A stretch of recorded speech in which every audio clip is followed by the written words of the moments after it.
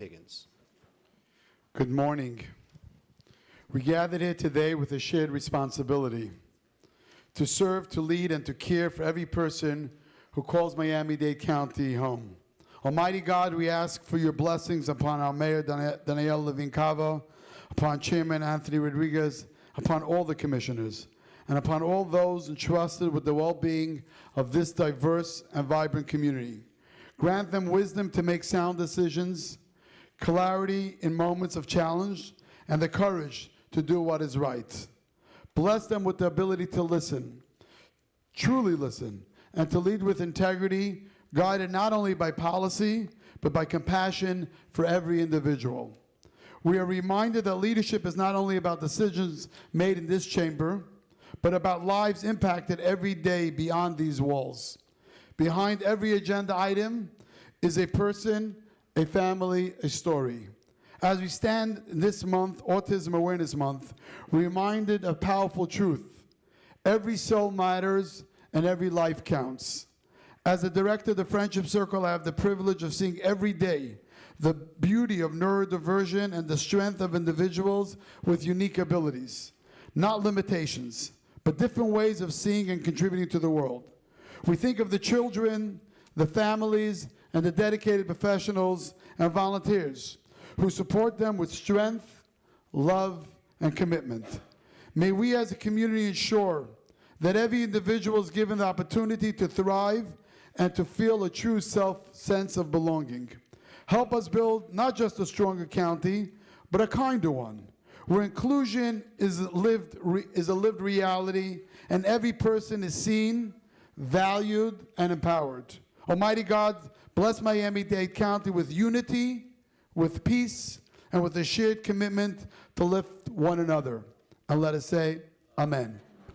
Thank you. Amen. And before we do the Pledge of Allegiance, we can remain standing and join me in a moment of silence to join Commissioner Bermudez's office as one of his most valued team members, Vivian, lost her uncle, Manuel Fejol, recently. So if we could just join in a moment of silence together with them.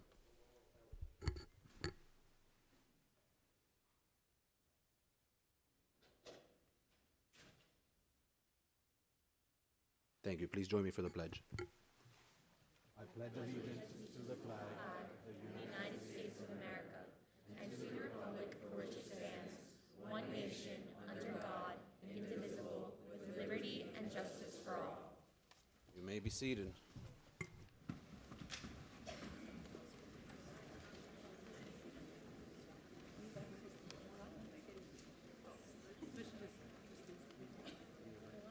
All right, good morning, youth commissioners. How are you? Thank you for being here for this joint commission meeting.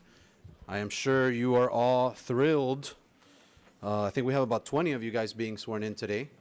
So I am sure you are all thrilled to be skipping school today. Of course, not to be here with us, but because you get to play hooky. The goal of our youth commissioners, colleagues, is to foster great youth involvement in county government, and I can personally speak to the impact this program has had, especially through my own appointees.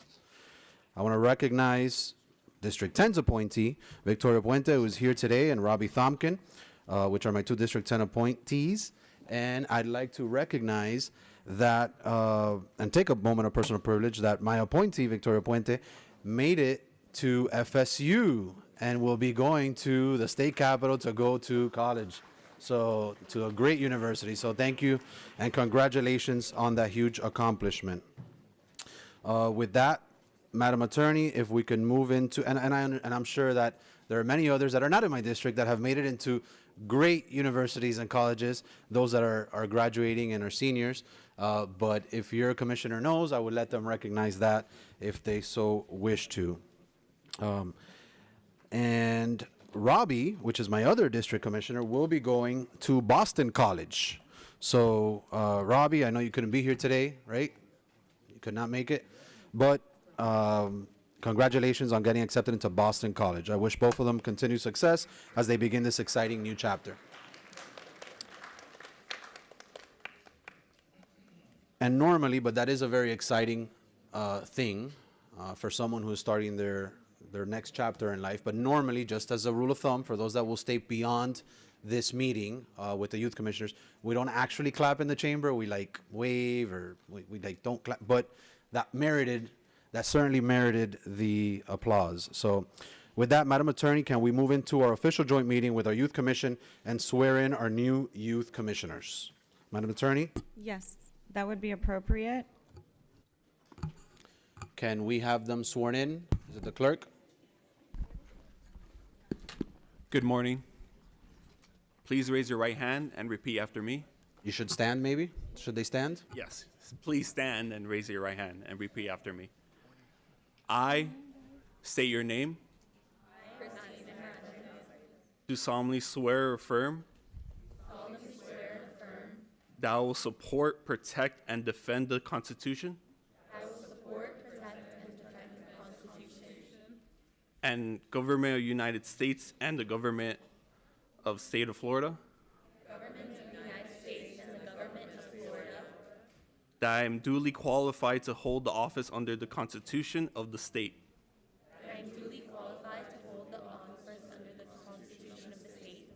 And that I will well and faithfully perform the duties as a member of the Miami-Dade County Youth Commission.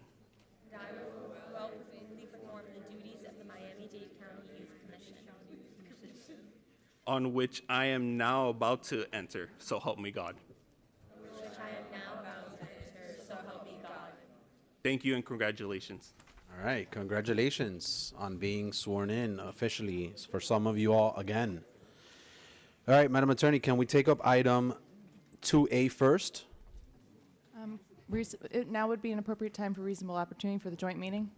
All right, reasonable opportunity is now open on this joint meeting. Do I have anyone signed up to speak?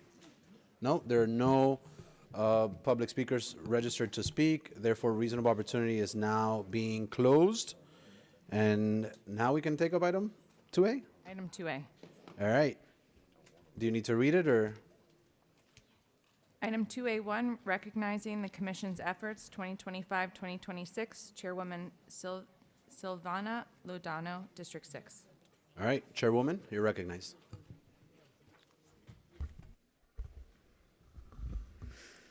Good morning, Mayor Daniela Levine-Cava, Chairman Anthony Rodriguez, Vice Chairman McGee, Attorney Lee Kabrinsky, and esteemed members of the Board of County Commissioners.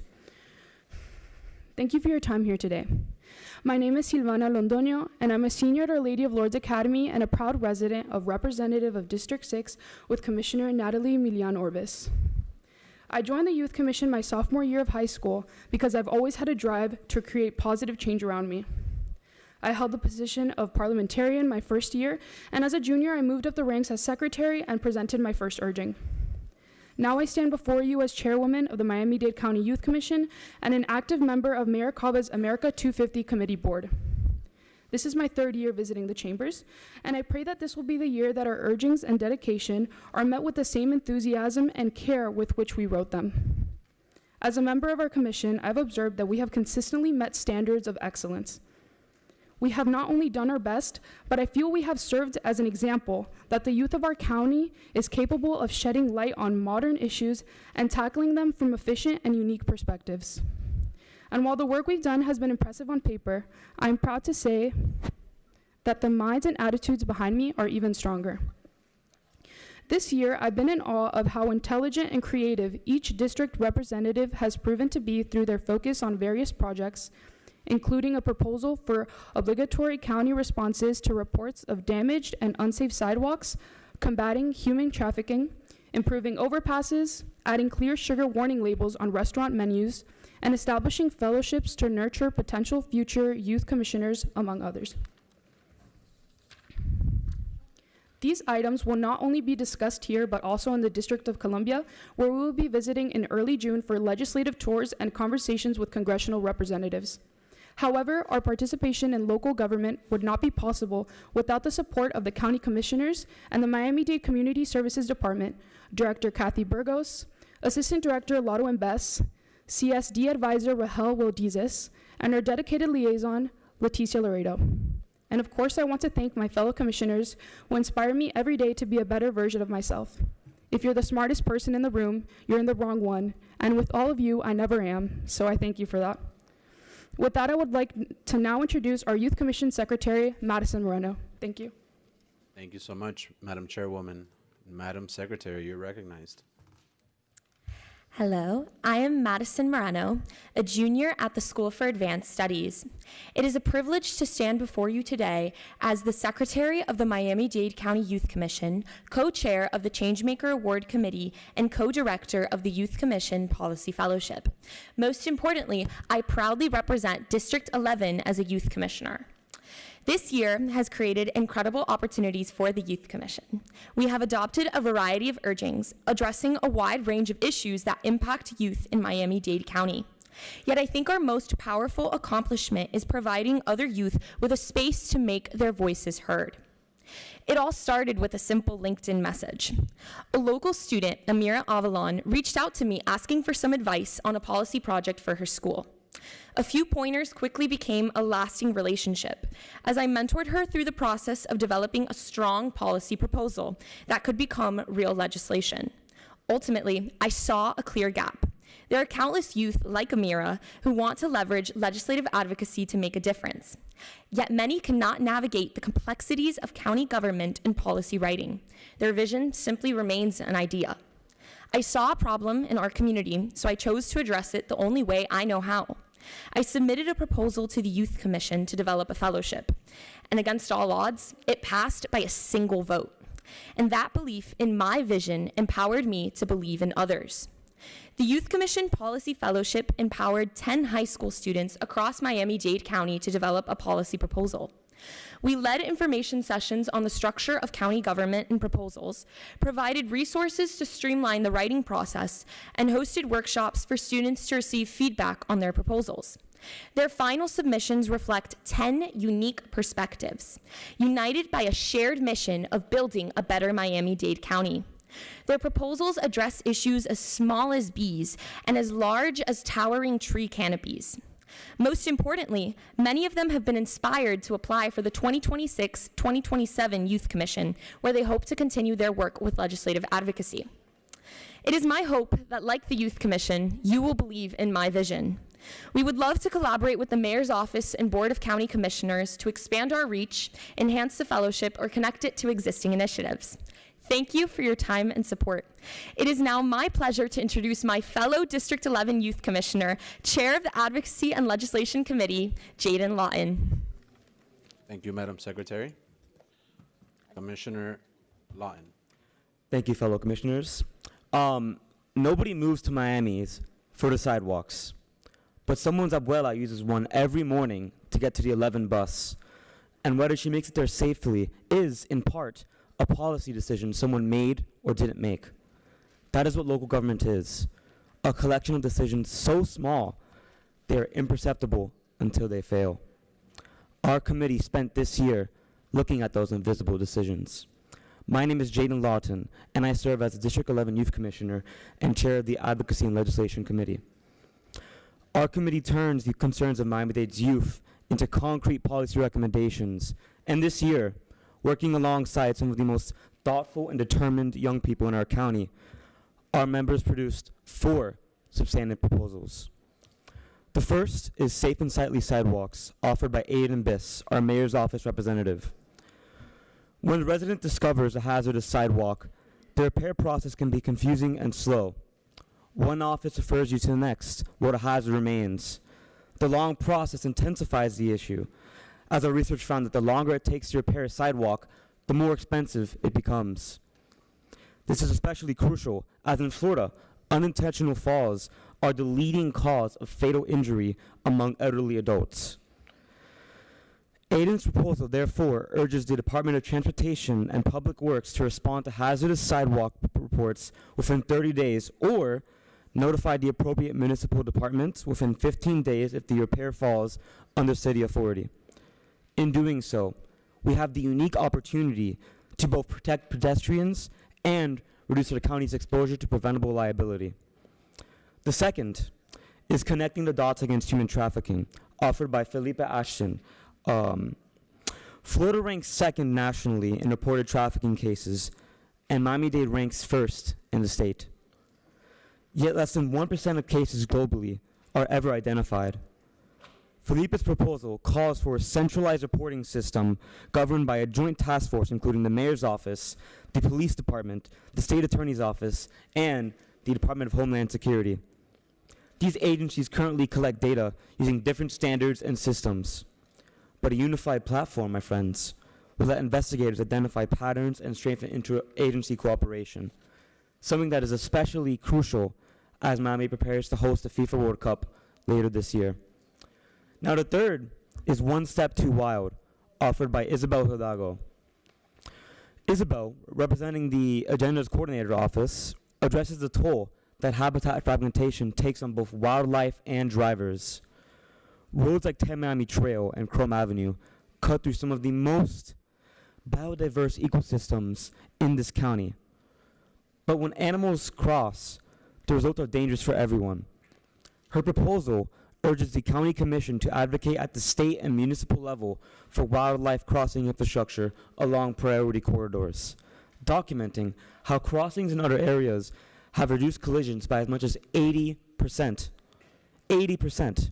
Remarkably, her proposal goes the extra mile by identifying funding mechanisms that could support these projects without new county expenditures. Lastly, young people in our community are facing increasing rates of diet-related illnesses, including type 2 diabetes and obesity. According to the American Heart Association, excessive consumption of added sugar provides no essential nutrients, adds extra calories that contribute to weight gain, and is linked to heart disease and other metabolic issues over time. Therefore, the Youth Commission encourages local leaders and committees to explore adding clear warning labels on restaurant menu items containing 50 grams or more of added sugar, so that only very high sugar items are labeled, and using simple, visible icons that are easy for all consumers to understand. This work would not be possible without the support of your board and the guidance of our liaison, Leticia Loredo. Every proposal our committee produces is grounded in research, drafted with care, and motivated by a genuine belief that young people have a duty, a responsibility to improve the communities that we call home. Thank you for your time, and I would like to now introduce you to our Education and Services Chair, Ms. Christina Hamilton. Thank you, Commissioner Lawton. All right, Education and Service Committee Chairwoman, you're recognized. Hello, Board of County Commissioners and our Mayor, Daniela Levine-Cava. My name is Christina Hamilton, and I represent proudly District 2, and I have the honor of serving as the Chairwoman of the Youth Commission's Education and Services Committee. This year, our committee focused on not just talking about students' issues, but actively going into our communities to understand them. One of the biggest accomplishments was our outreach tour, where we visited schools across Miami-Dade County and we connected with hundreds of our students. Through these conversations and questions, we raised awareness about the Youth Commission, and more importantly, we collected real data of the issues that students are facing. From academic pressure to lack of access to resources. We made sure student voices were heard directly and not just assumed. In addition, we participated in collecting toys for the Christina's Academy, Toy Drive, and their partner Title I schools, South Miami Heights Elementary, Gold's Elementary, and Laura C. Saunders. When you give a child a toy, you're giving them a reason to dream. One toy can remind a child that the world hasn't forgotten them. I am so proud to also sponsor the Miami-Dade County Youth Policy Fellowship, which we developed in partnership with the Changemaker Committee. Overall, our work this year has been centered around outreach, opportunity, and impact. We did not just represent students, we engaged with them, listened to them, and created pathways for them to lead, which is something I believe everyone in Miami-Dade County should represent. As we look ahead, I strongly urge each commissioner and each office represented here to actively work with the Youth Commission throughout our terms, especially for the ones that you appoint for the next term. I also encourage you to continue selecting 2 youth commissioners per district to properly expand youth representation across Miami-Dade County, because advocacy is nothing without our own youth representation. We are not just title holders, we're a citizen of this great country and its dedicated future leaders. Fostering that bridge between local government and youth is not an optional thing. It is essential. It is the reasons that programs and initiatives exist today and why I stand here before you today. thank you for your time, and please, I urge you to keep fighting for the youth because we are here very much to stay. Now, I am very excited to introduce Alicia Medina, the Chair for the Cultural Arts and Community Engagement Committee. Thank you, Madam Committee Chair. All right, Committee Chair Medina. Thank you very much, and thank you very much, Christina. My name is Alicia Medina, Youth Commission Committee member, and I'm a senior at Ransom Everglades. And I have the honor of serving as the chair of the Cultural Arts and Community Engagement Committee of the Youth Commission. I want to begin by expressing my sincere gratitude for the opportunity to stand before you today at this meeting. It means a great deal that you have created the space in your agenda to hear directly from the youth about the issues that matter most to us. And today, I want to talk to you about the future of arts access in Miami-Dade County. More than 290,000 children are reached by the arts in this county every single year. That's an entire generation of young people whose lives are being shaped and enriched by the power of artistic expression. And the Case Committee exists to ensure that that number keeps growing.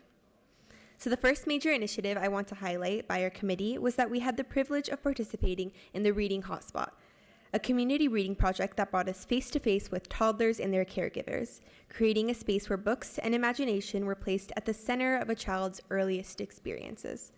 We are deeply grateful to the Miami-Dade Community Services Department and to Wayne Rollins and the UMA Futures International Organization, whose partnership was instrumental in bringing this initiative to life.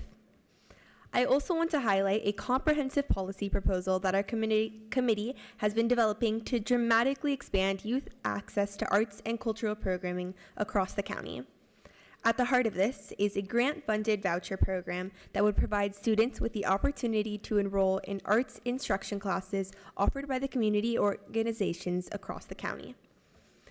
The third major initiative I'm thrilled to share with you is a student arts competition with virtual submission capabilities designed to celebrate and elevate the artistic talent of young people across the county. We are actively developing the infrastructure and the outreach strategy for this competition, and I am proud to announce that it will be running next year. Taken together, these initiatives share exactly what it means to be part of this committee. We are here to be the voice of 290,000 young people who are touched by the arts in this county every year, and the even greater number that it should be. Finally, I would like to introduce Lucas Martino Miro, the co-chair of the Changemaker Award Committee. Thank you.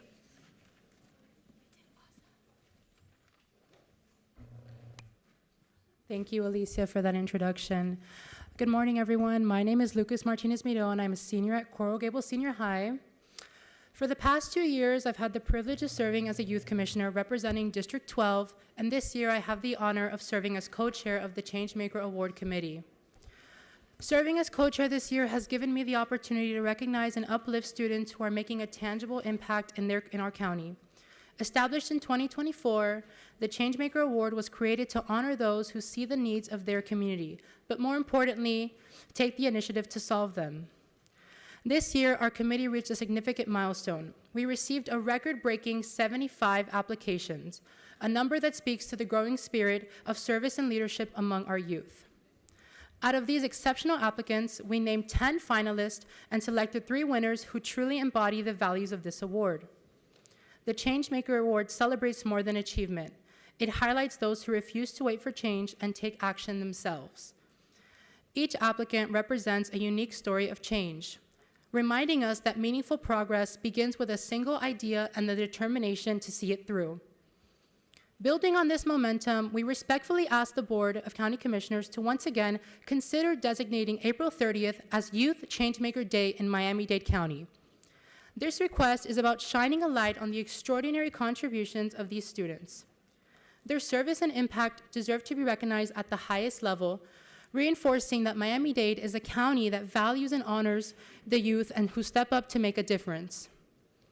What today reaffirms is that our youth are not just the leaders of tomorrow, they are the leaders of today. Their vision, resilience, and commitment are already strengthening our community in ways that will be felt for generations.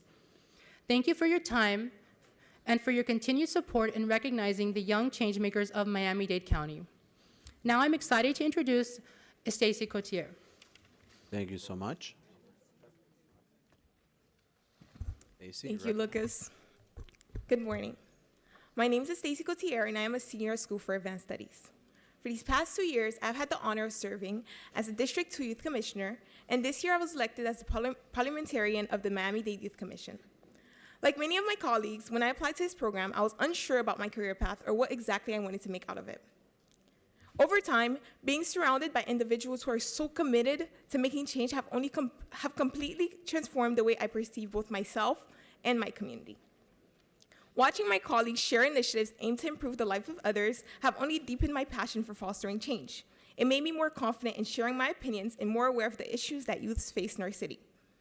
This taught me that leadership is about having the willingness to take action.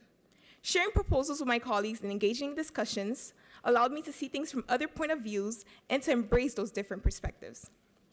Today, I walk away from the Youth Commission as a better leader, speaker, and communicator. Whether that is through last year's FIU Growth Course, where we stepped outside of our comfort zones, which taught me how to connect with others, learning the importance of communication and serving a community, through volunteering with the Mayor's Toy Drive, or when we collaborated with the North Miami Youth Council, constant interactions with local, state, and national politicians, and our regular monthly board meetings that gave me exposure to the political world.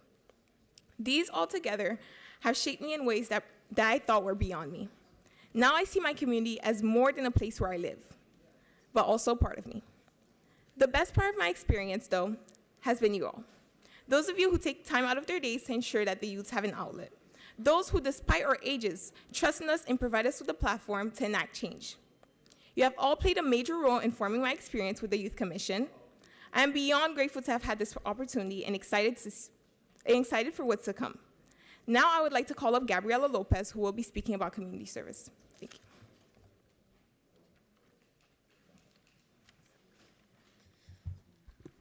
you. Hello, my name is Gabriela Lopez, Vice Chair to the Youth Commission and representative of District 27.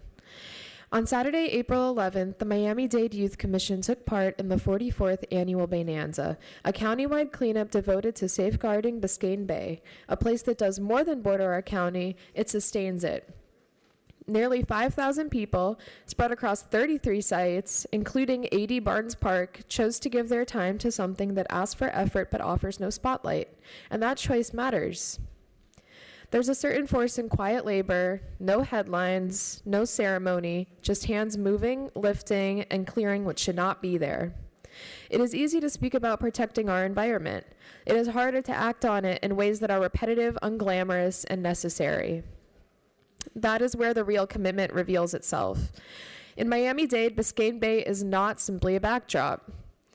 It is a living presence tied to our economy, our ecosystems, and our sense of place. And to diminish it is to diminish something that is essential. To care for it is to affirm who we are as people. What stays with me is not only what was removed that day, but what was demonstrated. A willingness to take responsibility without being asked twice, and a refusal to treat shared spaces as someone else's concern. That kind of mindset carries further than any singular cleanup. Thank you for your time, and now I will introduce Aiden Bies.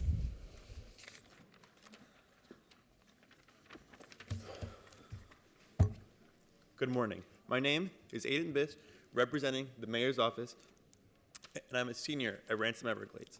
I now have the honor of recognizing the graduating seniors on the Miami-Dade County Youth Commission.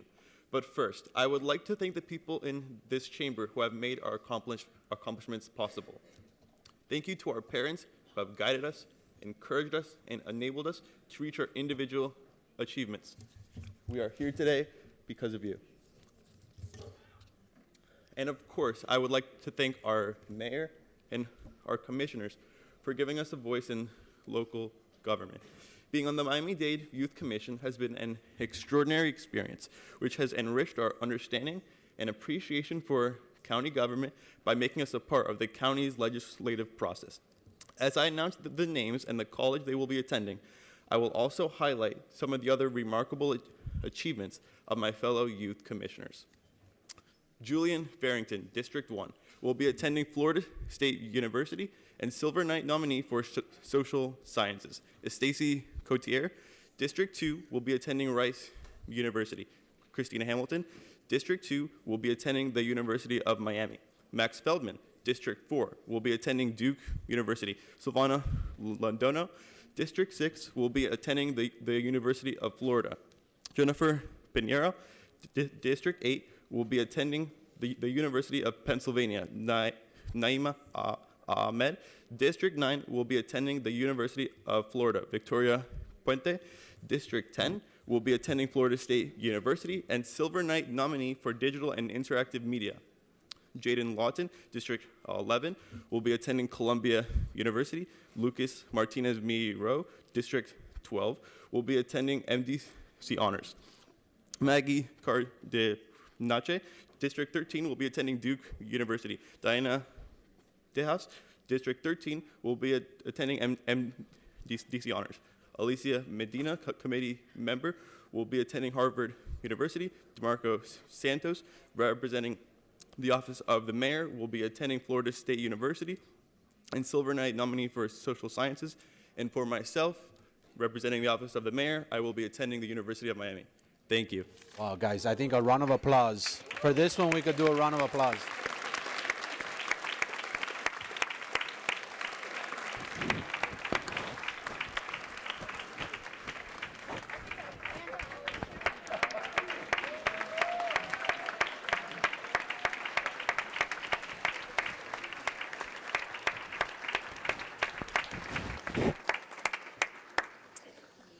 Thank you all. What a group of great, intelligent minds we have in this county. My only hope and request of those that are going away to those very elite and pristine universities and colleges is that you all return back to Miami-Dade County because we need you here. Do not, actually, let me not say the stuff I'm not supposed to say. Do not stay over there. Do not stay over there. That's the bottom line. Come back. Make sure you come back. And with that, I understand that our joint meeting concludes, right, Madam Attorney? Yes, we need a motion to adjourn the joint meeting, and then we will convene the board's regular. So moved. All right. It's been moved by the chairwoman of the Youth Commission to adjourn, right? It's seconded by our vice chair on the commission.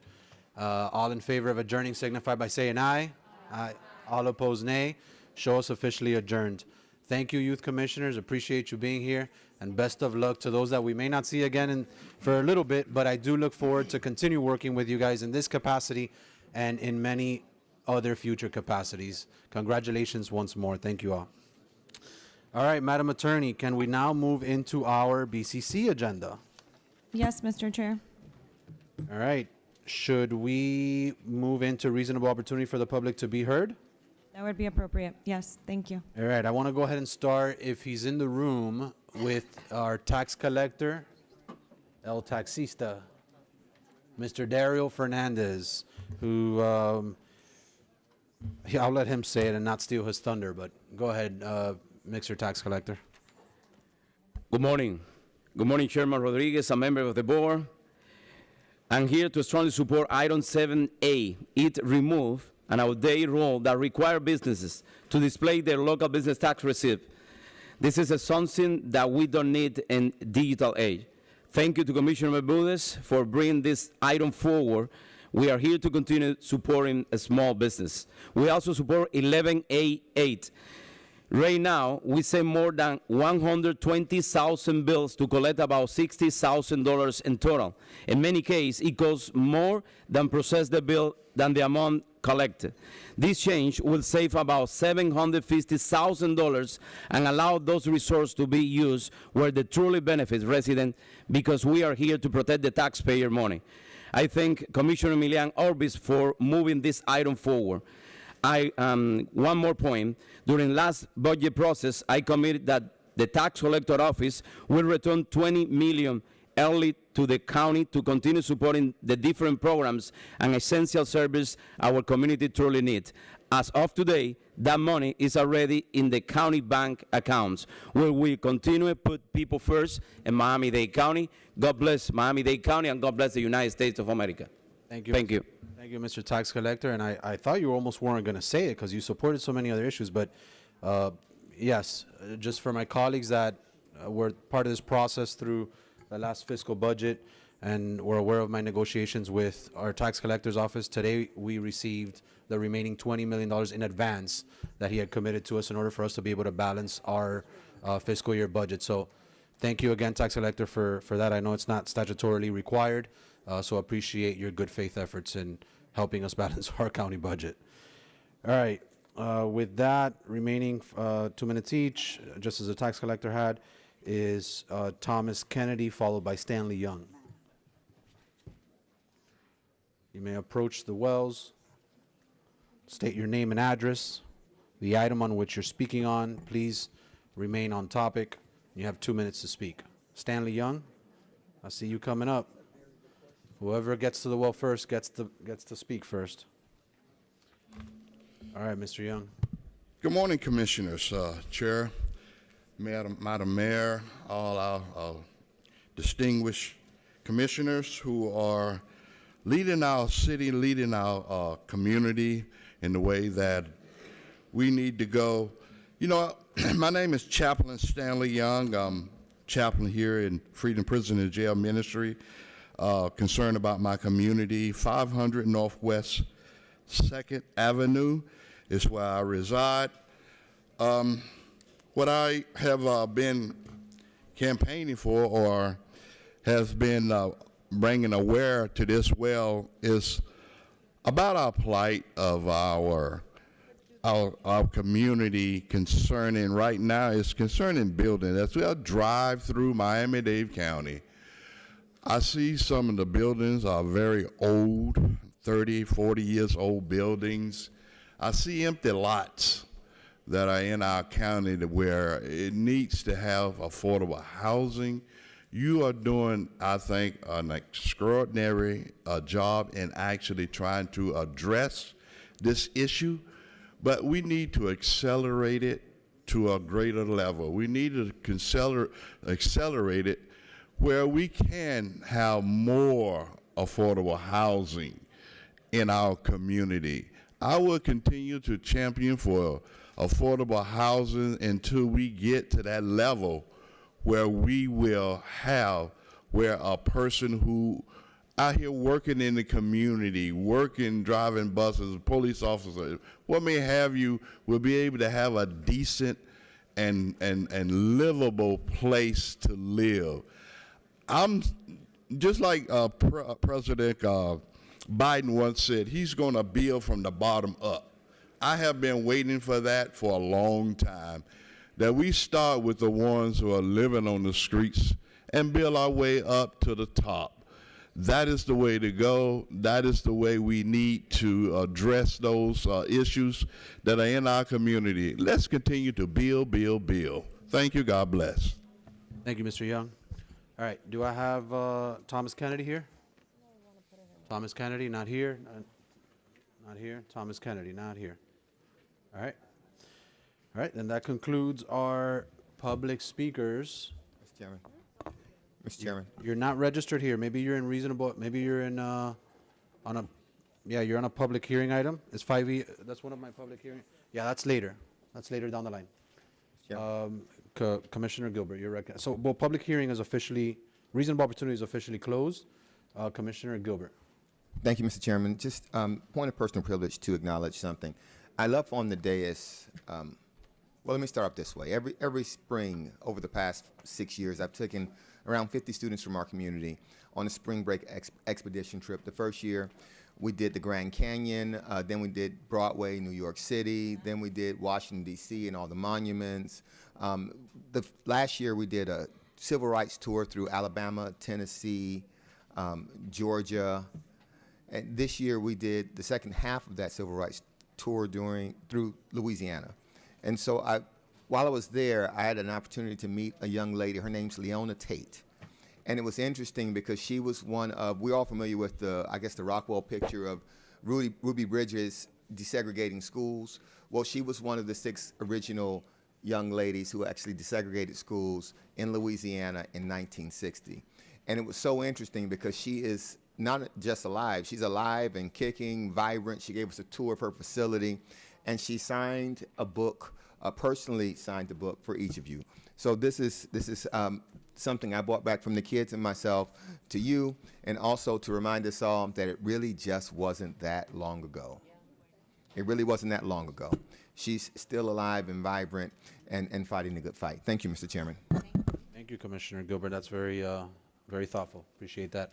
And if I can recognize Commissioner Bermudez for a personal moment of privilege as well. I believe I was communicated the wrong name of Vivian's uncle. Commissioner Bermudez, if you can. Yes.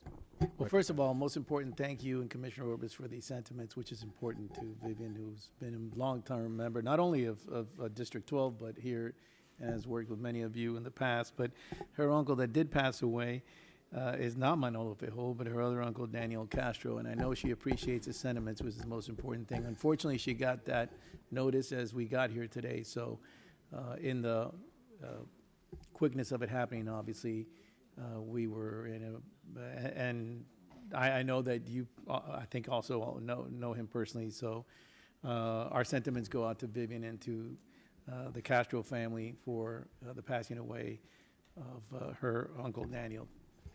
Thank you, Commissioner Bermudez, and may her other uncle live a long, healthy life. All right. May we set the agenda now, Madam Attorney? Yes, Mr. Chair. I have a number of changes.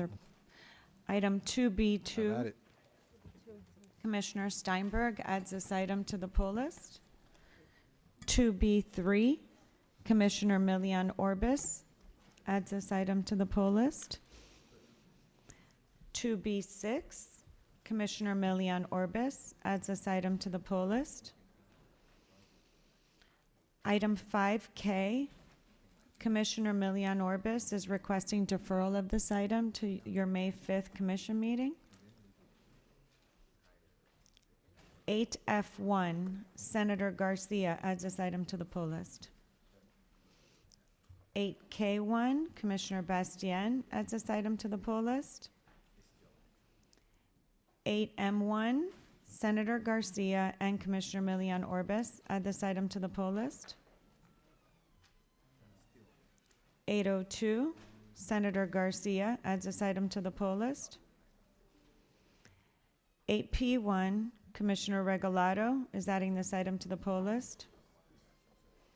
8P2 and 8P3, Commissioner Milian Orbis adds these items to the pull list. 8P5, Commissioner Bermudez is adding this item to the pull list. 10A1, Senator Garcia pulls the item.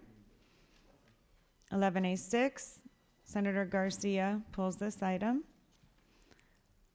11A8, Senator Garcia and Commissioner Gilbert add this item to the pull list. And item 15B2, Commissioner Regalado adds this item to the pull list. I also have additional requests for co-sponsorship. 3B1, Commissioner Regalado, co-sponsor. 3B3, 3B4, and 3B5, Senator Garcia assumes sponsorship of these items. 5C and 5D, Senator Garcia, co-sponsor. 82, Commissioner Steinberg. 8M1, Commissioner Bastien assumes sponsorship of this item. 9A1, Commissioner McGee, co-sponsor. 9A3, Commissioner Steinberg, co-sponsor. 11A1, Commissioner Milian Orbis, co-sponsor. 11A4, Commissioner Bastien. 11A5, Senator Garcia. 11A11, substitute. 11A12 and 11A13, Senator Garcia, co-sponsor. The items to be considered at today's meeting will be those listed in the printed final agenda with the additions, deferrals, withdrawals, and scrivener's errors noted in the chairman's memorandum and the items I just mentioned. The commission will approve all of these items by a single vote setting the agenda except item 2B8, which is the mayor's appointment of the director of the Miami-Dade Public Library System, ordinances for first reading, public hearings, item 6A1, a discussion item regarding property tax reform, item 6B1, discussion item regarding America 250, ordinances set for second reading, item 8P4, a commercial service airport contract, which must be voted on separately and is not on your pull list. Item 15D1 substitute and its supplement, which is a ballot for recommendations for the gubernatorial appointment to the Children's Trust, and believe a ballot will be distributed or has been, and the following poll list items. Item 2B2, 2B3, 2B6, 8F1, 8K1, 8M1, 802, 8P1, 8P2, 8P3, 8P5, 10A1, 11A6, 11A8, 14A1. Mr. Chair, this is a first reading item. I'll take this item up with the other first readings. 14A2 and 15B2. A motion to set the agendas in order. Any additional pulls? Commissioner Hardeman. Thank you, Mr. Chairman. I'd like to pull item 5F for the amendment that needs to be made. And then also I want to add to the motion, a motion to continue to the next commission meeting, item 11A12. 11A12. He's deferring? Okay. Any other pulls? And Madam Attorney, I believe I heard you say 15D1. That one is pulled, right? We need that for the Children's Trust appointee? Yes, that is 15D1, substitute, and it's supplement for a ballot. 15D1, right? Yes. Okay. All right. Commissioner Gilbert's releasing 11-8A8. But Garcia's still a polling commissioner. Okay, so Yes. it remains on the poll list by Senator Garcia. All right, and then, okay. All right, with that, is there a motion with the amended items by Commissioner Hardeman to set the agenda? It's been moved by Commissioner Cohen-Higgins, seconded by, guys, this is just the agenda. Seconded by Gilbert. All in favor of setting the agenda signify by saying aye. All opposed, nay. All right, show our agenda pooled. Set. All right. I think I might need coffee this morning. I need a cortadito. Can we get Edie to get me a cortadito? Madam Interim, almost direct, just get me cortadito, please. Madam Mayor. Madam, I like your scarf / handkerchief / bandana and hat. She's ready. She is ready. I like it. And Chief Coley always in style. She might have taken Jerry's hat, yes, but Jerry is kind enough to not mind. All right, Madam Mayor, you are recognized for your appointment. Thank you, Mr. Chair. And thank you for putting this on the agenda so quickly. We just announced this the end of last week. So we had to scurry to get ready to bring down our team. So let me introduce to you, hopefully you all know her already, Lydia Lopez, now our director. She's been serving as interim director since Ray Baker moved to the Office of Management and Budget, but she is no stranger to us. She's 10 years in library services, 5 years with Miami-Dade County Public Library. She served as assistant director. She was in charge of the management also of the department, and she now presides over 51 libraries and approximately 800 full-time and part-time employees. So our library system is award-winning. I think you know that.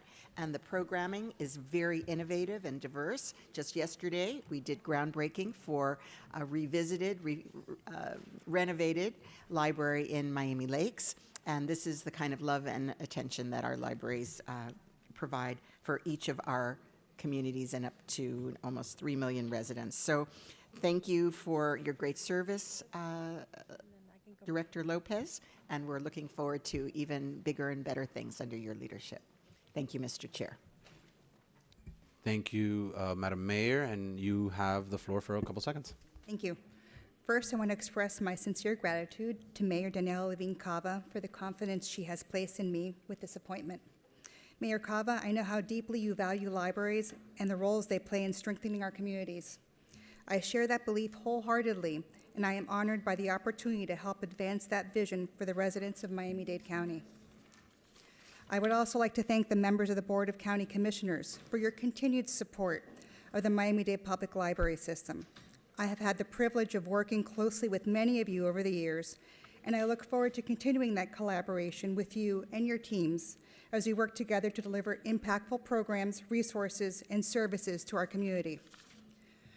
I also want to recognize the extraordinary staff of the Miami-Dade Public Library System. Across our 50, soon-to-be 51 branches and throughout our administrative offices, more than 700 dedicated professionals work every day to connect residents with knowledge, opportunity, and community. This commitment to public service is what makes our library system one of the most respected in the nation, and it is truly an honor to serve alongside them. This moment is also very personal for me. I grew up here in Miami-Dade County, and many of my childhood afternoons were spent at my neighborhood library, what is now the Westchester Regional Library, the Chairman's Library. Like so many residents, the library was a place where curiosity was encouraged, learning felt limitless, and new opportunities began. And those experiences shaped my appreciation for the vital roles libraries play in our communities. Throughout my career, whether serving in the mayor's office, working in higher education, or here with the Miami-Dade Public Library System, I have remained committed to public service, responsible stewardship of public resources, and ensuring that our institutions remain responsive to the needs of our residents. Looking ahead, I believe our libraries will continue to serve as essential civic spaces where people of all ages can learn, grow, connect, and thrive. My vision is to build on the strong foundation already in place, expanding access to technology and lifelong learning, strengthening partnerships across our community, and ensuring that every resident in every neighborhood sees our library as a place of opportunity and belonging. It is truly the honor of a lifetime to serve our community as library director, and I thank you.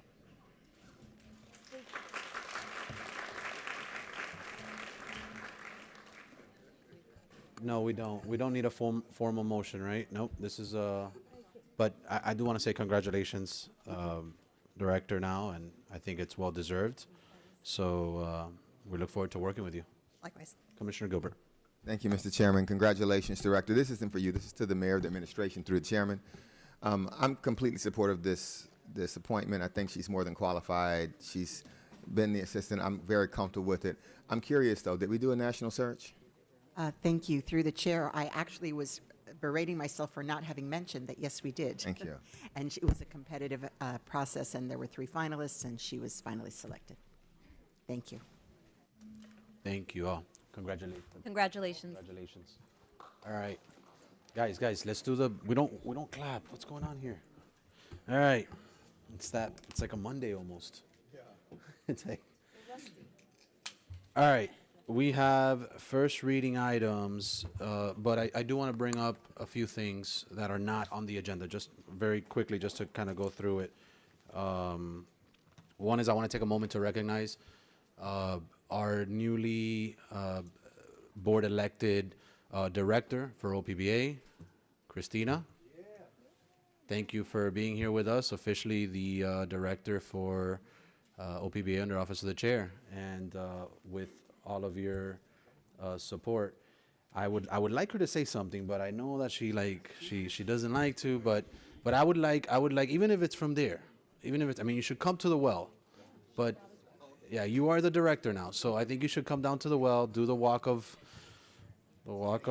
yeah, I wasn't gonna say that, and come down to the well and just say thank you to the selection committee and then to the entire board. And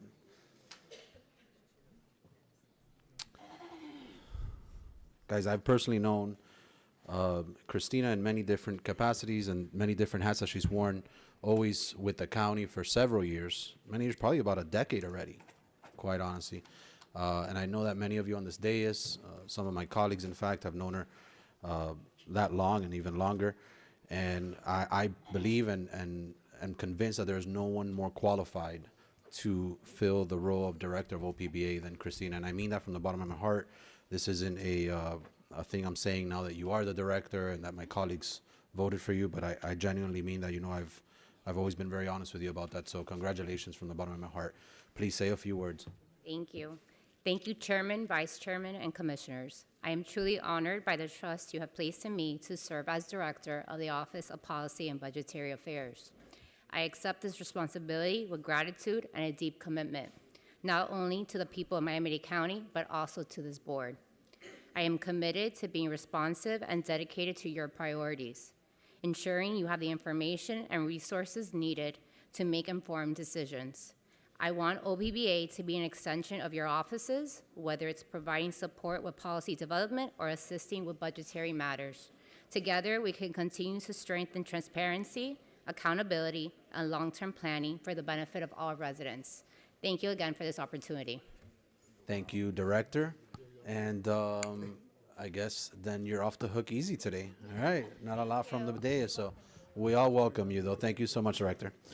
All right, guys, the other thing that I want to bring up, just because in one of our, not our last meeting, but one of the last meetings, we set today's date as the date that we would be hearing from our waste to energy partners with the desire and hope of a recommendation of some sort from the administration. And as you have all seen or have noticed in your readings and briefings, the item is not on our agenda, and there's a reason for that. So at some point in the last 2 weeks, when my office follows up to make sure that we can put this on the agenda, and we have, of course, been kept abreast of this as the time goes, it was our understanding that the negotiations weren't nearly where it needed to be for it to make a April 21 agenda. So I, of course, given that that was the will of this board, I, of course, reached out to the mayor right away, and we both agreed to have a sit-down meeting with all interested parties, which we did. This took place about, 2 weeks ago, week and a half ago, Mayor. We all met at my office, and the conglomerate was there, the two entities that this body selected to negotiate together. And I believe, and Madam Mayor, I'll let you say a few words on it and touch on it in just a second, but I believe that at least when we left that meeting, that we had accomplished a very, very, very large amount of progress. And what was missing was just some information that they needed to get over to the mayor's office, and negotiations just needed to be wrapped up and signed off by the lawyers. Madam Mayor, I will give you the floor to kind of give us, and I know that this is impromptu, this is not an item on the agenda, but I know that, no one's asked me, but I imagine that some of my colleagues must be wondering why this item is not on the agenda when we said it would be, or we all asked for it to be, right? So can you just kind of say, since that last meeting that we had, I know that it was agreed that it would not be sufficient time for lawyers to sign off and go through the legal process of it, the legalese of it, but where are we today, and is there any indication that this may make the May 5th agenda? Is this looking for the end of May? I'm hoping we don't roll into June, but I know that our May 19th, if it's May 19th, right, agenda is going to be, has to be a short one as we have the DC fly-in, but can you give us a very brief update as to where we are? Yes, thank you, Mr. Chair, and through the chair, we have been leading the negotiations with Chief Coley and Namada Upal, our Chief Procurement Officer. I'm going to let Chief Coley say a little bit more. I just want to say thank you for convening the meeting. I think it was extremely helpful for clarifying on both sides expectations and what was needed to move forward. And in fact, since then, we have received information that we are reviewing, and I'll turn to Chief Coley for further information. And Chief, if you could please expand on that. And I will say, guys, because it brings me no joy not to have this item on the agenda today, as I'm sure some of you all may share that frustration with me. But this very well may be the largest project that this body ever votes on in our tenure as commissioners, monetarily, that is. So I think it's important that we expedite this as much as we can, but we do it in the right posture and with the right process in order for it to be the best version of itself. Chief Coley. Mr. Chairman, just for everyone's reminding, in December, this board directed us to negotiate this joint venture. Then we immediately had meetings that your staff coordinated to begin the negotiation, and we laid out for them in December what it was that we needed. Ultimately, long story short, we got our first proposed submission from them in April 6th, And that submission was short, some very material information. For example, things like there was no property selected, no property cost, and we knew that this board had been very vocal in the January meeting that you wanted a property cost, you wanted to make sure there were no royalties, and so the proposal we received in April was silent on those things, as well as it was silent on ash management, and we had been requesting since December a Excuse financial me, Chief. model. Can we sit down in the back and quiet in the chamber? Maybe then keep it short, right? Yes. Who said that? I don't know who said that, but there's a hot mic somewhere. I heard, let's keep it short. Somebody said keep it short, and you're right. Let's try to keep it short, Chief, but do give us as much an update as you can in a So summarized we've been version. requesting for a financial model, and so eventually we did receive a financial model on April the 17th. And so we're going through that model. We're going to submit it to our financial consultants to review for validity and to validate all those assumptions, and we'll be moving. But to answer your question, is this going to be ready for May or June? I don't know how we move forward until we select a property, and we still don't have a property selected, and we weren't recommended one by the proposer. And so we continue to say we need to make a decision on that before we can have any idea what we're doing. All right, thank you, Chief. So we will, I know that they, in our meeting, in my meeting with the mayor, and I know you were there, Chief, they have this, 2 sites, which I believe they brought them up here. And I know that they're doing some progress in negotiations with both of those sites to our request, right? Which was the request of no royalties, certainly not in perpetuity, but by preference, no royalties at all. And I know that they're working towards that goal and have certainly gotten some progress on it. So I'm sure that there will be a recommendation soon on the property as well. With that, I'll recognize you again. This was just a quick update for me. This is not an agenda item, but I will recognize you for a second, Commissioner. Thank you. Thank you, Mr. Chair. And I know that we've all had the opportunity to meet with the proposers as a result of this extension.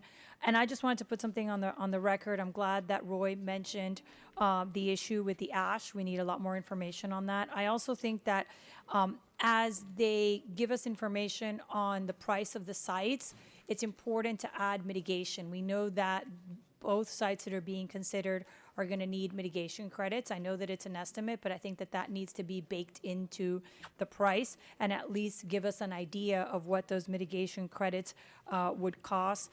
I also ask that in this extra time that we're giving them, that we also ask Arcadius to step in a little. Arcadius did a memo for us on February 19th, 2025, that had the cost of this over like the 20 years, comparing it to other issues.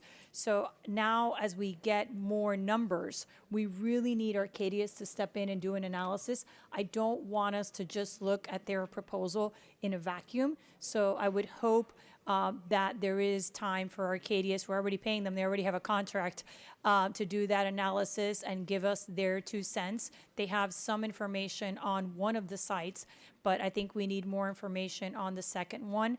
And I know that there's been a lot of discussion about the campus. I just think that we should have clarity. The campus model was not in the item that was approved by this board. That was something that was proposed by the administration. I think it would be better if the proposers tell us what needs to be co-located and what does not need to be co-located. There are certain things, for example, depending on what they do with the ash, they might want to co-locate something with the ash, but not everything needs to be on the same site. Thank you. All right. Thank you for the update, Chief Coley. And with that, I feel like there was something else. We had the director. We had...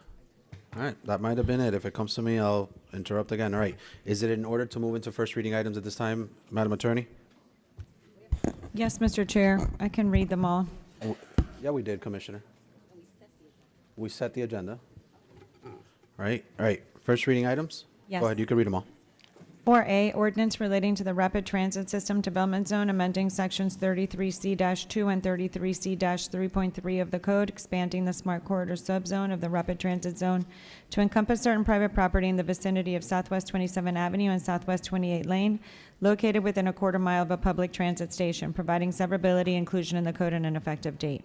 4B is an ordinance relating to the Rapid Transit System Development Zone, amending Section 33C-2 of the code, amending the Metro Mover subzone of the Rapid Transit Zone to add certain private property, providing severability, inclusion in the code, and an effective date. 4C is an ordinance amending the boundaries of the OJIS Sanitary Sewer Special Benefit Area in Miami-Dade County, Florida by adding one property, ratifying the non-ad valorem assessment roll rates and assessments for the area for the fiscal year commencing October 2026 and ending September 30, 2027, and providing severability, exclusion from the code, and an effective date. 4D is an ordinance granting petition of Biscayne Drive Estates Community Development District, generally bounded as amended on the north by Southwest 284th Street, on the east by Southwest 167 Avenue, on the south by theoretical Southwest 293 Street, and on the west by Southwest 177 Avenue, Chrome Avenue, amending the boundaries of the district to expand its total acreage by approximately 54.43 acres, providing severability, exclusion from the code, and an effective date. 4E is an ordinance granting petition of Lennar Homes LLC for establishment of a community development district, generally bounded on the north by Southwest 355 Street, on the east by Southwest 189 Avenue, on the south by Southwest 358 Street, and on the west by Southwest 192 Avenue, Tower Road, creating and establishing San Diego Villas Community Development District, providing for name, powers, and duties, providing description and boundaries, providing initial members of Board of Supervisors, accepting proffered declaration of restrictive covenants, providing severability, exclusion from the code, and an effective date. 4F is an ordinance granting petition of Sunset Opportunities B1 LLC and Sunset C1 LLC for the establishment of a community development district generally bounded on the north by Harriet Tubman Highway US 1, on the east by Southwest 57 Avenue, Red Road, on the south by Southwest 72 Street, Sunset Drive, and on the west by Southwest 58 Avenue, creating and establishing downtown Somi Community Development District, providing for name, powers, and duties, providing description and boundaries, providing initial members of Board of Supervisors, accepting proffered declaration of restrictive covenants, providing severability, exclusion from the code, and an effective date. 4G is an ordinance creating and establishing a special taxing district in the county, generally bounded on the north by Southwest 272 Street, on the east by theoretical Southwest 158 Passage, on the south by Southwest 276 Street, on the west by Southwest 162 Avenue, known and described as Wildwood Groves Multipurpose Maintenance and Street Lighting Special Taxing District, identifying services to be provided, authorizing and directing the mayor designee to cause to be maintained and operated various public improvements, and to provide for the installation of streetlights, approving a street lighting agreement with Florida Power and Light, and authorizing the mayor designee to execute the agreement, waiving provisions of resolution number R-13006, and providing for exclusion from the code and an effective date.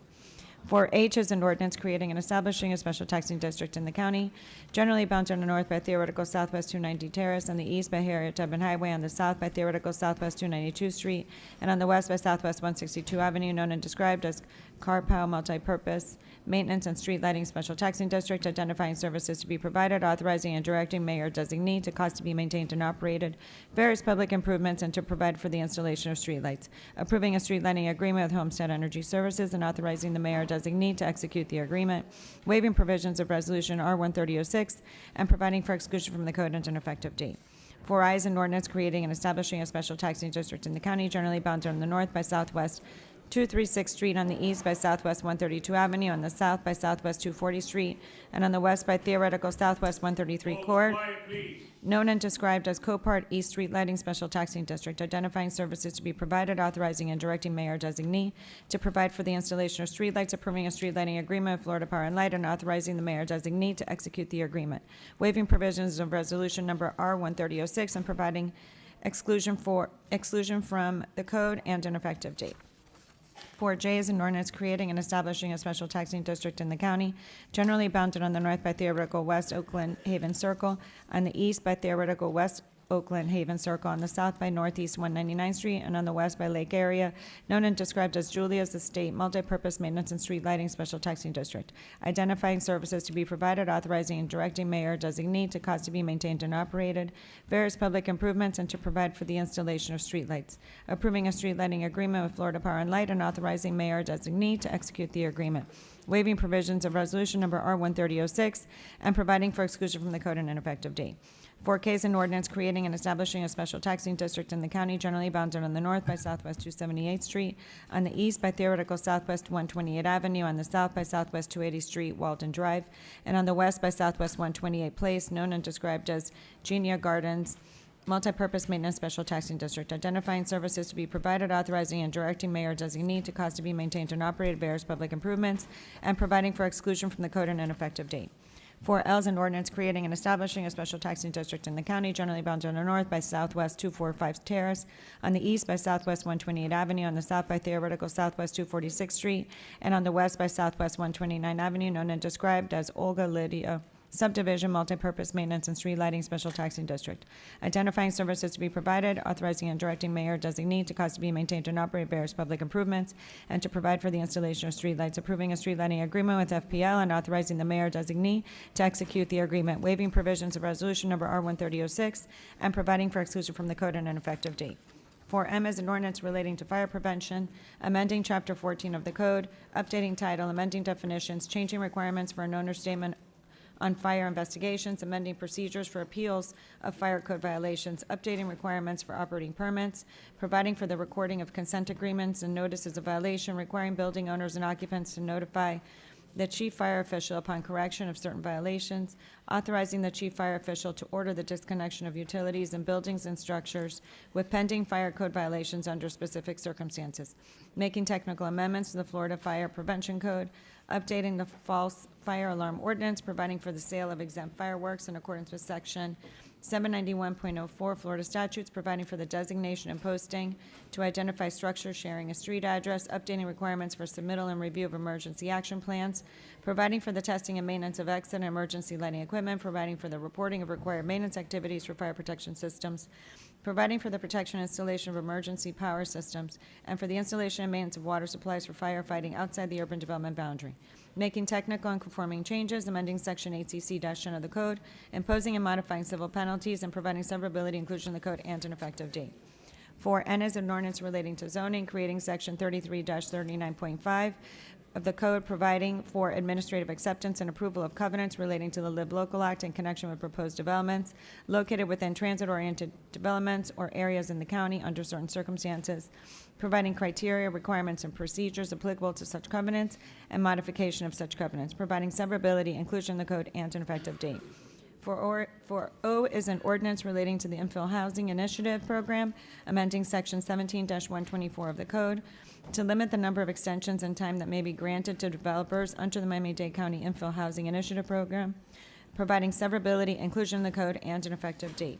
And 14A1 is an ordinance approving, adopting, and ratifying fiscal year 2024-25 end-of-year supplemental budget adjustments and amendments for various county departments and funds, amending ordinance numbers 2497, 2499, and 24102 to make budget adjustments, ratifying and approving implementing orders and other board actions which set fees, charges, and assessments for fiscal year 2024-25, appropriating grant, donation, and contribution funds for fiscal year 24-25 in accordance with Section 2-1796D of the County Code, approving certain budgetary reallocations, providing severability, exclusion from the code, and an effective date. Those are your first reading items. All right. Do I have a motion to approve the first reading items?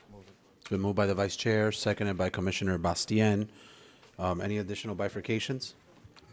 Any bifurcations? Seeing none, clerk, please call a roll on first reading items. Commissioner Bastien. Yes for now. Commissioner Bermudez. Commissioner Cohen-Higgins. 4. Senator Garcia. Commissioner Gilbert. Commissioner Gonzalez.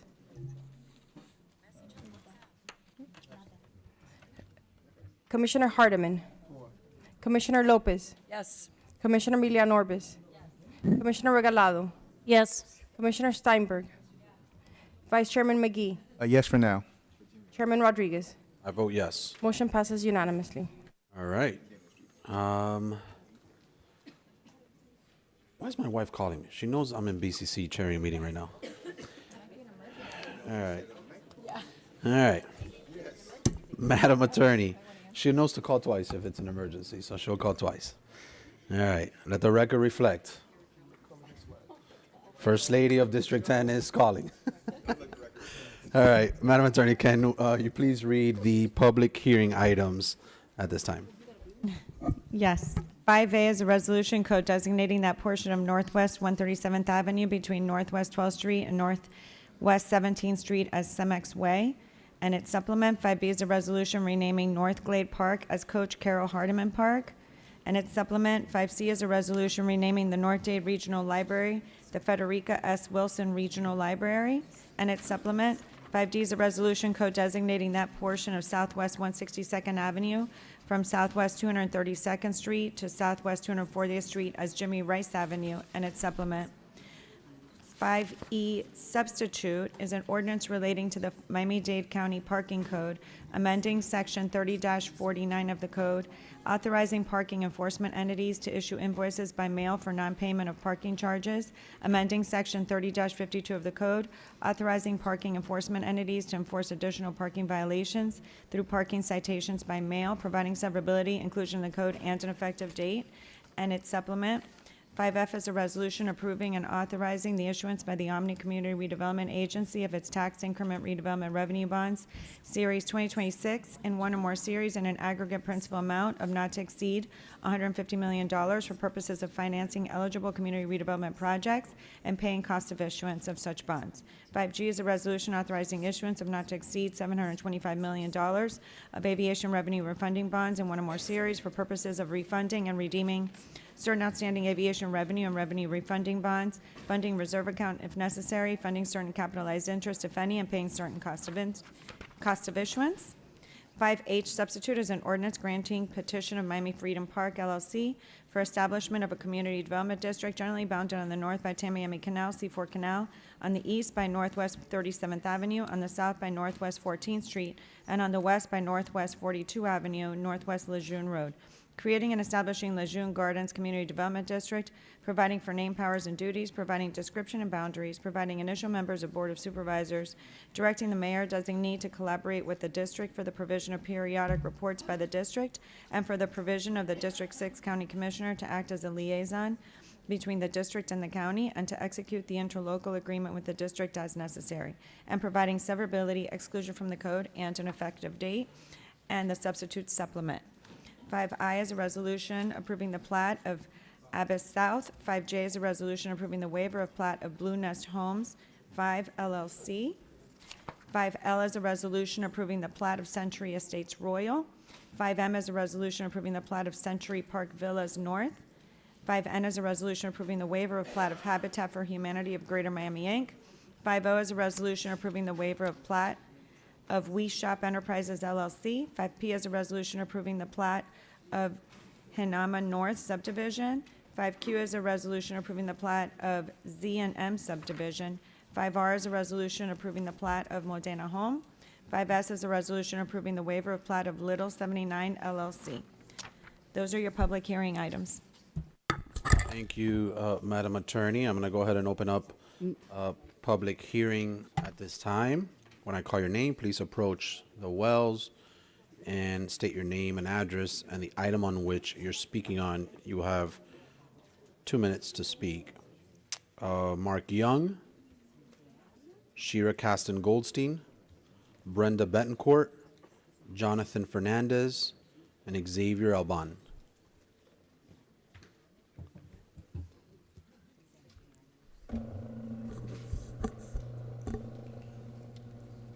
Sir, you're recognized.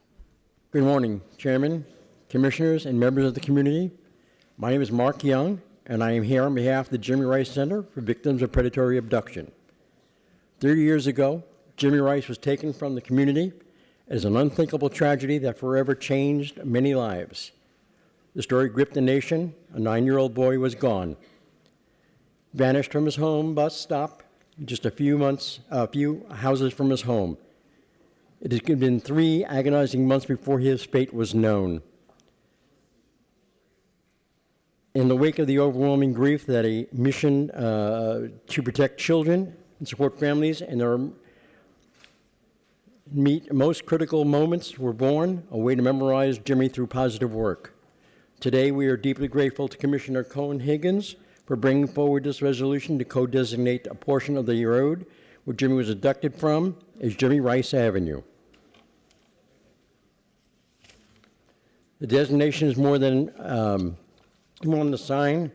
It's a lasting tribute. It endures Jimmy's name and story remain part of the community, serving as a reminder of the vigilance, protection, and responsibility we all share to keep children safe. Every day, through our work providing bloodhounds to law enforcement agencies, Jimmy Rice Center carries Jimmy's legacy forward. To date, over 700 bloodhounds have been given and donated to law enforcement agencies across the country. Our apologies that no bloodhounds are with us here today. They are lined up.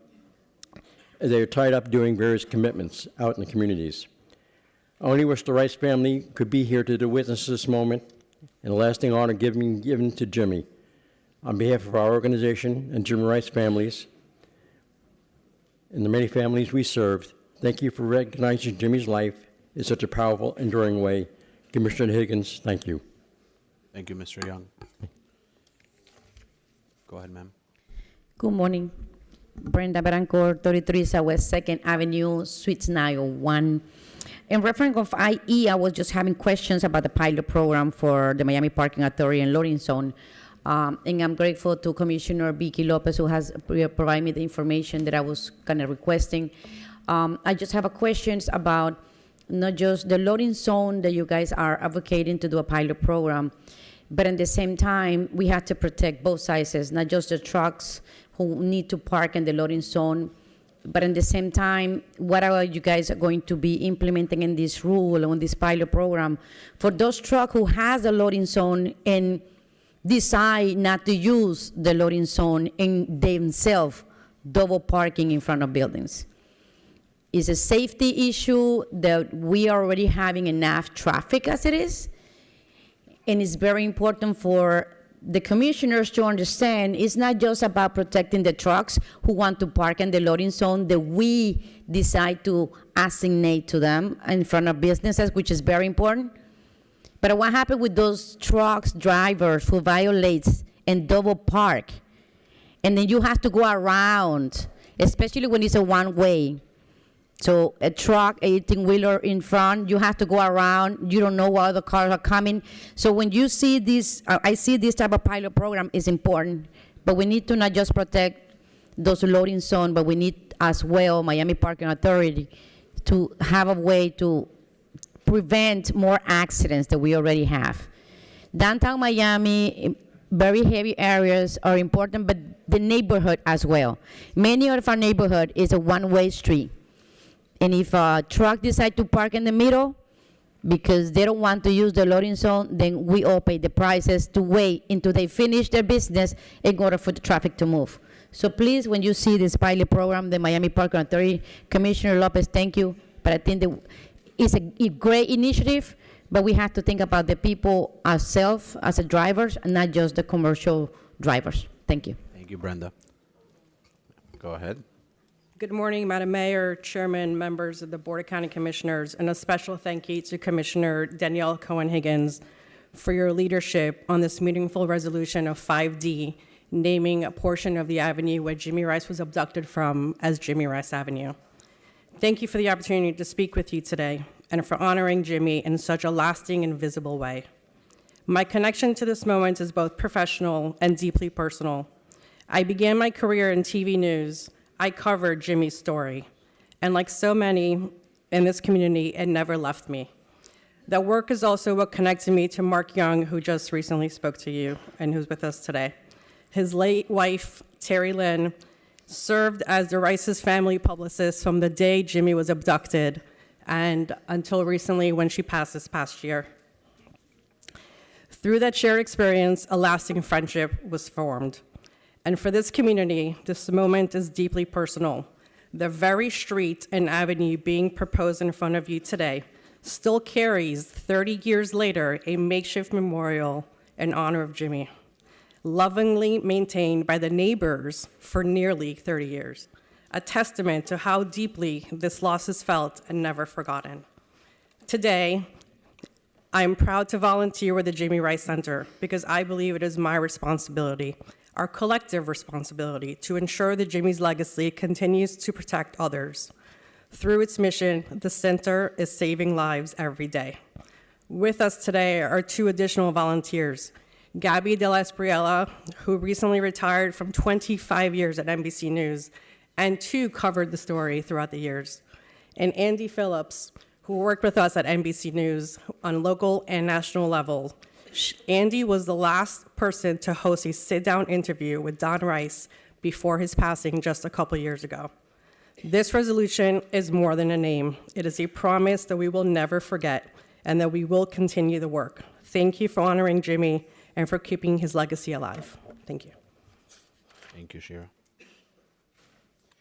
Good morning, Madam Mayor, Chairman Rodriguez, and members of this commission. My name is Javier Alban. I'm a Deputy City Attorney with the City of Miami, offices at 444 Southwest 2nd Avenue. I'm also here with John Fernandez, who is here on behalf of Mayor Higgins. We simply want to express our support for item 5H, the creation of the CDD, and appreciate the Commissioner Milian Orbis for her work on this item and for pushing it forward. Thank you.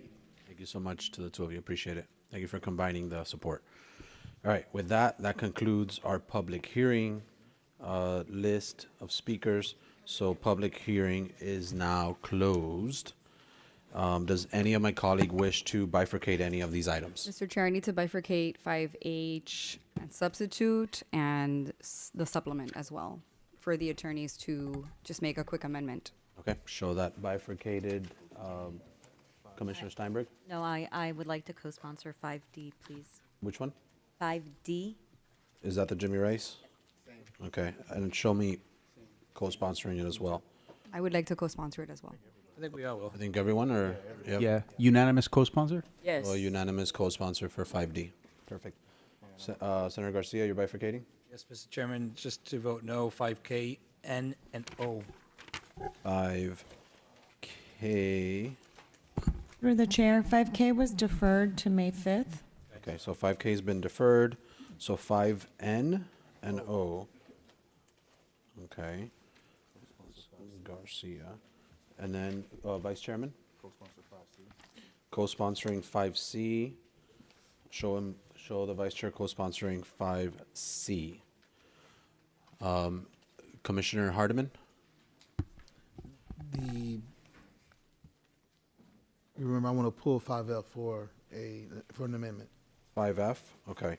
Show 5F pulled by Commissioner Hardiman for an amendment. Commissioner Cohen-Higgins. Thank you, Mr. Chair. I don't want to pull 5D if I can just have 10 seconds to make a brief comment, if that's okay. Let's do it now, yes. Okay, thank you. I just wanted to thank Shira and Mark for coming down and giving public comment. One of my colleagues said something that I wanted to share on the microphone. Jimmy Rice was abducted on September 11th, 1995. The majority of the board was present and remembers this case. And one of my colleagues said, not only do I remember this case, but my parents used to leave me in the car alone before Jimmy Rice, and after Jimmy Rice, they no longer did. The world changed as a result of this young man's case.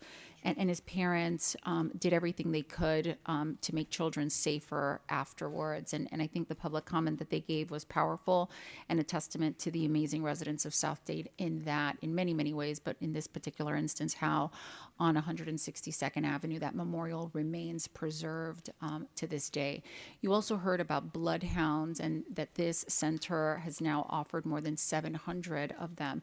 That is of critical import because on the day that Jimmy Rice was abducted, there were no bloodhounds that were available to help in his 3-month arduous search. And so now this center offers bloodhounds because they're such a critical piece in finding missing persons and, of course, missing children. So I thank them for their advocacy in our community, and I'm extraordinarily grateful to my colleagues for their co-sponsorship of this important item. Thank you, Mr. Chair.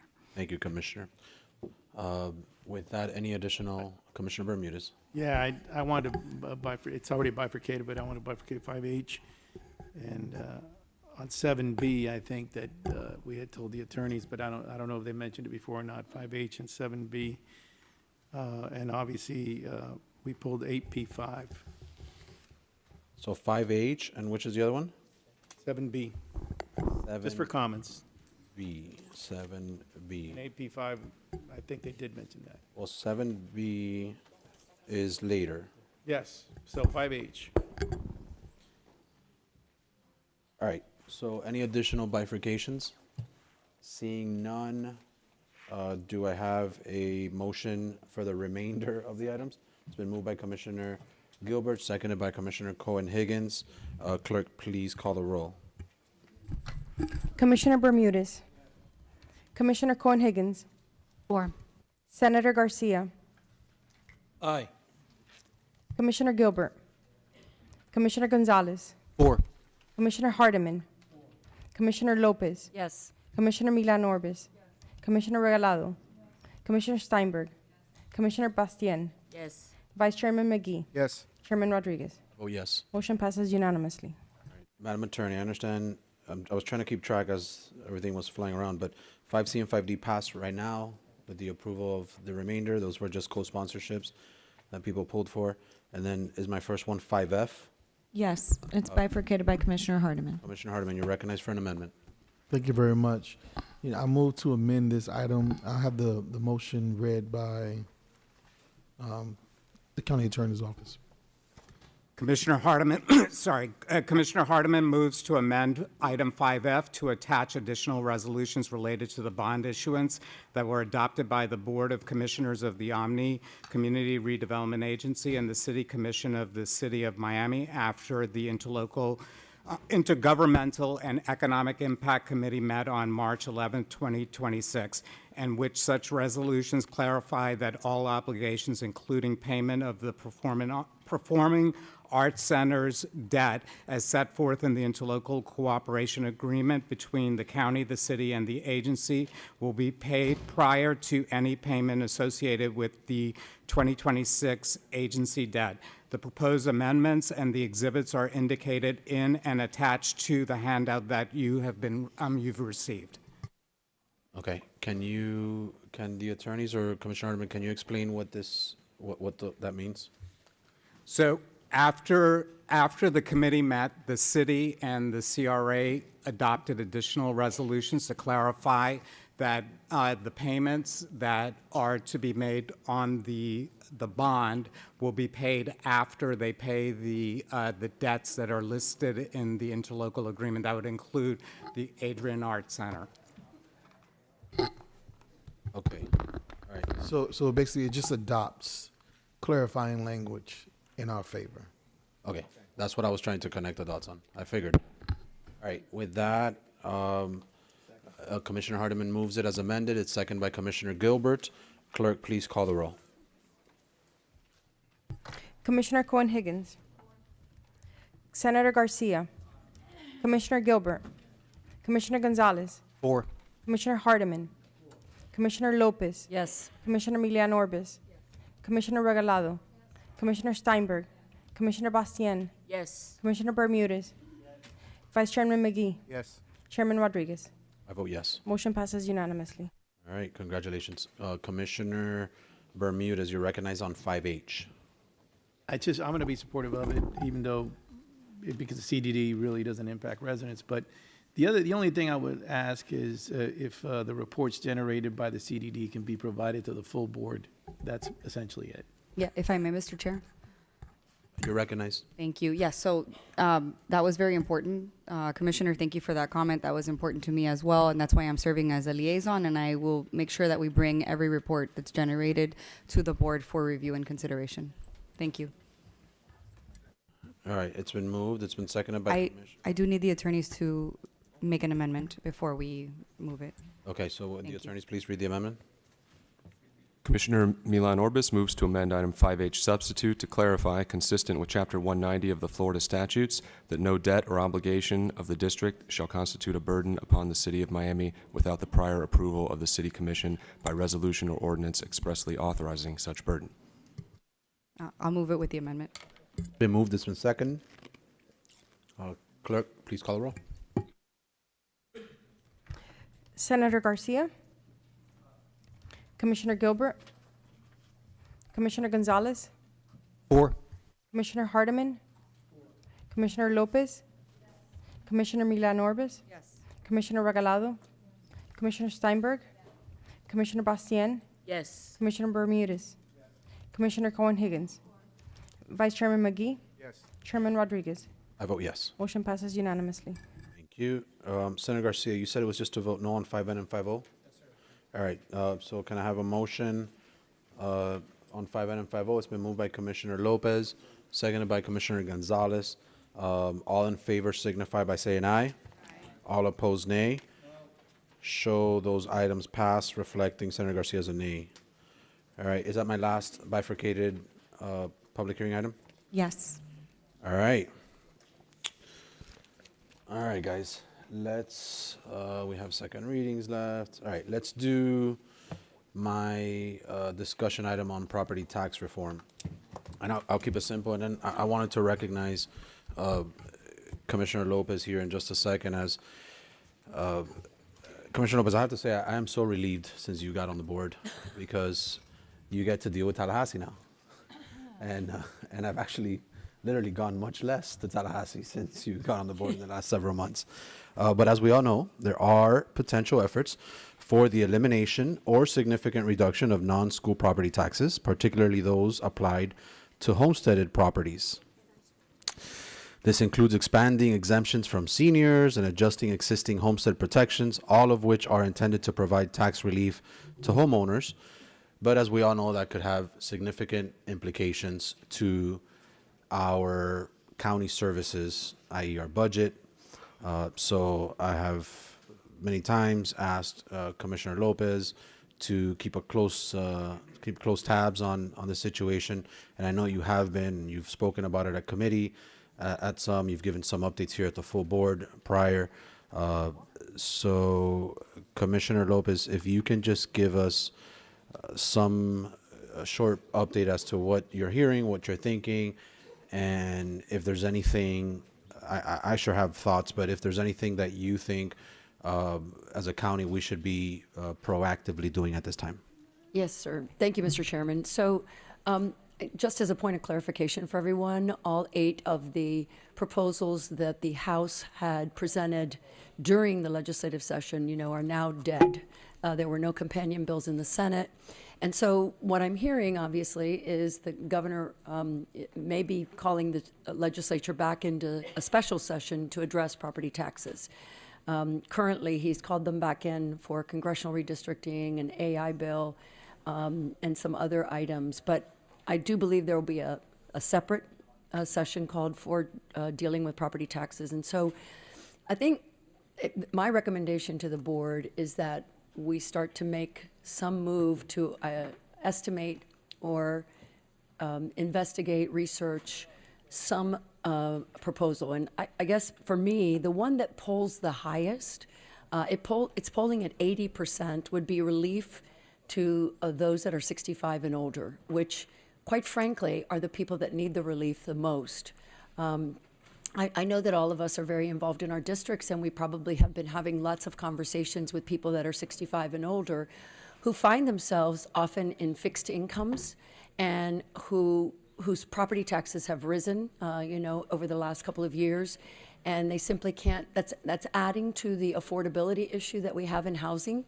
So, it would be my recommendation that the board direct the mayor to at least analyze what the impact would be to our general revenue funds if in fact the legislature were to move to eliminate homestead taxes on those that are 65 and older. And I guess I would say do ask for 2 things: one that secures school taxes, and one that does not. It's interesting that there is a a member of the House, Representative Chamberlain from the southern part, the central part of Florida, who is actually collecting signatures to put his own item on the ballot. And his would be a total elimination of homestead and non-homestead taxes and not securing school taxes. So his is like the most, I think, in my opinion, it is pretty drastic. If you eliminate all homestead, non-homestead, and you eliminate school taxes. And his comments have been that the legislature should have to figure out how to fund schools once they do that. So there is that movement moving around with Ryan Chamberlain actually leading that charge for a citizen's proposal on the ballot, and he may get enough signatures to do so. But currently, the one I know that polls best with the public is the 65 and older. So my recommendation is that we prepare for something like that and see what the fiscal impact would be on the county. Commissioner Lopez, and I think your ask to the mayor is fitting. And I know that when you were, I believe in the legislature at the time when we held a panel, we actually held it in the Westchester Library. I know that they had prepared some figures then, and on the one that you just mentioned, the 65 and older, I know that it was somewhere in the vicinity, and I have it with me, of like in excess of $350 million impact annually to the county. But I think now, if that is what you feel is, whether it's based on your conversations with legislators or whether it's just polling, but if you feel that that's what's maybe has the highest chances, I think then maybe you're right. Maybe the administration should maybe just focus more on that and amplify on that. And I know that they've already done some of these analysis, and I see the mayor nodding her head yes. But I think that the idea is there is certainly, like you said, a movement, right, of some sort, and rightfully so. Rightfully so. I mean, people are struggling, but we also understand we have services to comply with, which are responsibilities that we have, not necessarily our choices. But we got to make sure that the grass gets cut. We got to make sure that our roads get paved. We have to make sure that we're still involved with public housing and low-income housing. I mean, the list goes on and on. So, I don't know that it requires an actual motion or not, if you want to do that. But I think, Madam Mayor, is just, if that's what's kind of polling the highest, we should certainly expand on that and dive a little deeper. Yes, through the chair. Yep. Thank you. Yes, so Ray Baker, our Director of Office of Management and Budget, has been keeping close tabs on these different proposals, and we've looked through various scenarios, and I believe you're looking at a paper that was produced. We certainly can share that with the full board and go into further depth as has been requested. If you want to ask Director Baker any questions now, he's available as well. Yeah, Director Baker, I'm sure that there might be some questions for you. And folks, I think something that's not necessarily being spoken about as much is it doesn't just impact us directly, but it also ricochets or flows into our public health hospital system, which is Jackson. And Jackson will be immensely impacted by some of these cuts if they come to fruition. As well, and that ultimately fall back on us, right? It's our responsibility as well, and the state always helps, but I think that's important. I just want to clarify that, we don't have any idea. We know what the House was capable of doing and what they were advancing. We did not know at all what the Senate was doing, and we still have not heard from the governor what his plan is. What we do know is that he called for the elimination of homestead property taxes, right, across the board. So, I think we're sort of in a little bit of a guessing game, and I'm sort of trying to read the tea leaves, what's polling, what's not. But in essence, there is no way to predict what will happen. I mean, I think the next step is to find out what the governor's thinking when he calls the special session, if he calls it. But it will significantly impact us, and it could impact us in other ways as well. So we have 34 municipalities within the county, and some of them have no commercial base. And I'll give you the example of obviously a municipality I used to represent when I was a state rep, which is the village of Key Biscayne. At 30% reduction, they've run their numbers. At 30% reduction, they would have to fold back into the county, right? That's going to mean more services we have to provide for people we currently don't provide services for. Right? So there is a ripple effect across the board for municipalities, particularly the small ones, that would be most impacted because most of their revenue comes from homestead properties. So I know it's like you have to start looking at places where we will have to pick up the slack, if you will, if municipalities have to roll back into the county. So, I'm not getting a good read for what the governor's thinking just yet because he's more focused now on the new special session that he's called for next week. But I believe it's coming, and I think we should be prepared at least to lead as opposed to follow.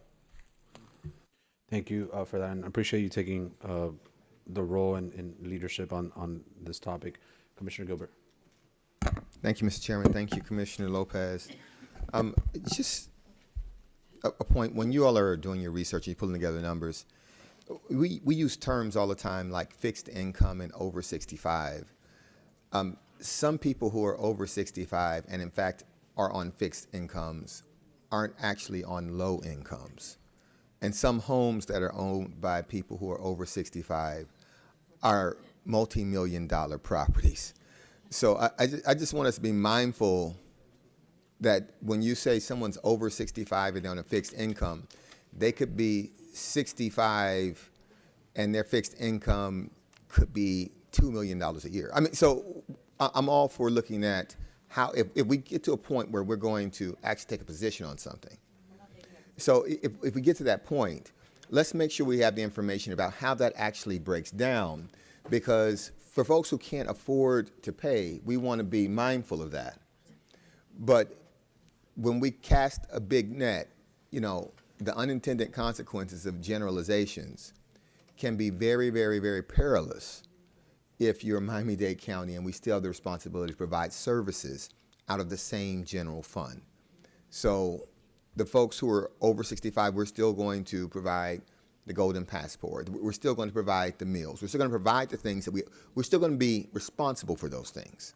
So I think that because we're going to be responsible for those things, we should be mindful of how we couch our response and our statements, because it could very well, the unintended consequences of trying to help people who don't have a lot could be helping people who have a lot more than enough. So I think we want to be mindful of that. Thank you, Mr. Chairman. Thank you, Commissioner Gilbert. I have quite a few now. Bermudez, Bastien, Regalado, the Vice Chair. Bermudez. Thank you, Mr. Chair, and thank you, Commissioner Lopez, for taking the time to go to Tallahassee and to follow all this. There's only two things that I wanted to point out. One is just a question to the Commissioner, maybe to you too, Mr. Chair, or those of you that have been in Tallahassee, Vice Chair also. But the only thing I would ask Ray is, you know, when you do come up with the numbers as Commissioner, and I do agree with Commissioner Lopez that we need to have that in front of us to be able to make whatever decisions we need to make if and when the time comes. Could you get that to all of us so, you know, we have enough time to review it, look at it, and make sure? That would be my one request to you and the administration. And then I don't know this gentleman, State Representative Chamberlain. I assume some of you do, but you know, I gotta channel my inner Teddy Roosevelt, I guess. But how are we going to pay for things in a democracy if we do not have taxes? And I understand Commissioner Gilbert rightly points out that not every person over 65 on a fixed income is necessarily a person who needs it, but regardless, can anybody enlighten me? I've never met Mr. Chamberlain. I guess I know what to say to him when I meet him. It won't be too kind. How are we going to pay for this? I mean, if somebody's got, there's no free lunches in the democracy. So can you enlighten me, Commissioner Lopez, that since you, or maybe you're the chair or the vice chair, know this gentleman?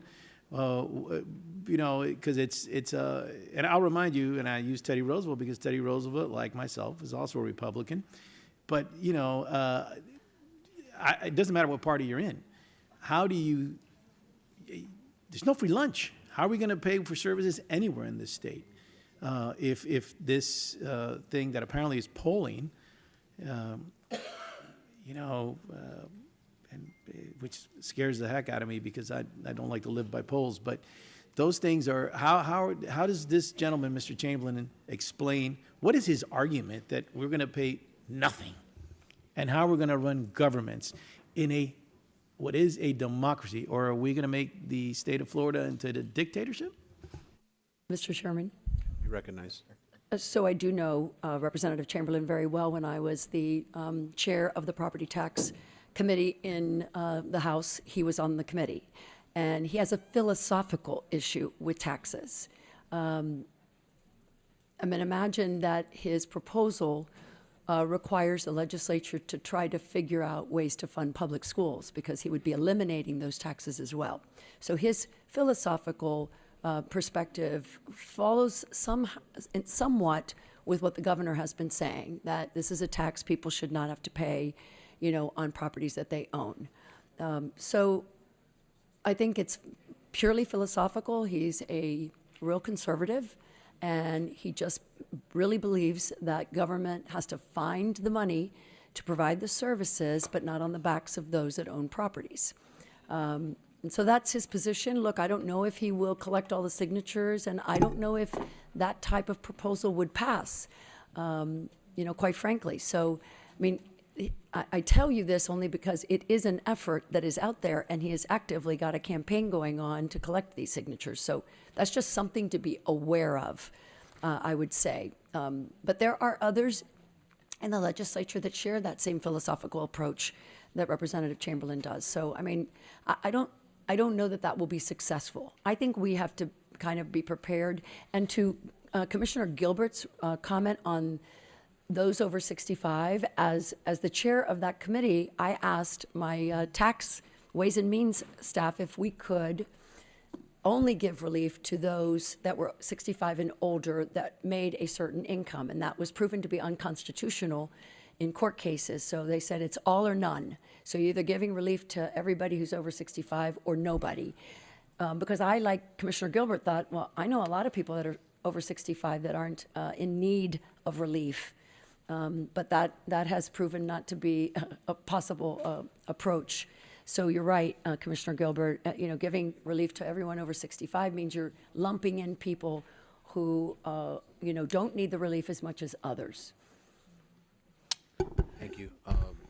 Commissioner, good? No, yeah, thank you. The only other thing, we'll talk about it later on the 250 years, maybe we need to have a part of the administration's efforts there, and Commissioner Orbis is leading it for us, to teach what a federal republic is, not just what a democracy is. So some of our friends that are elected can also have an understanding of how this country was founded and how government is run in a federal republic. This is what it is.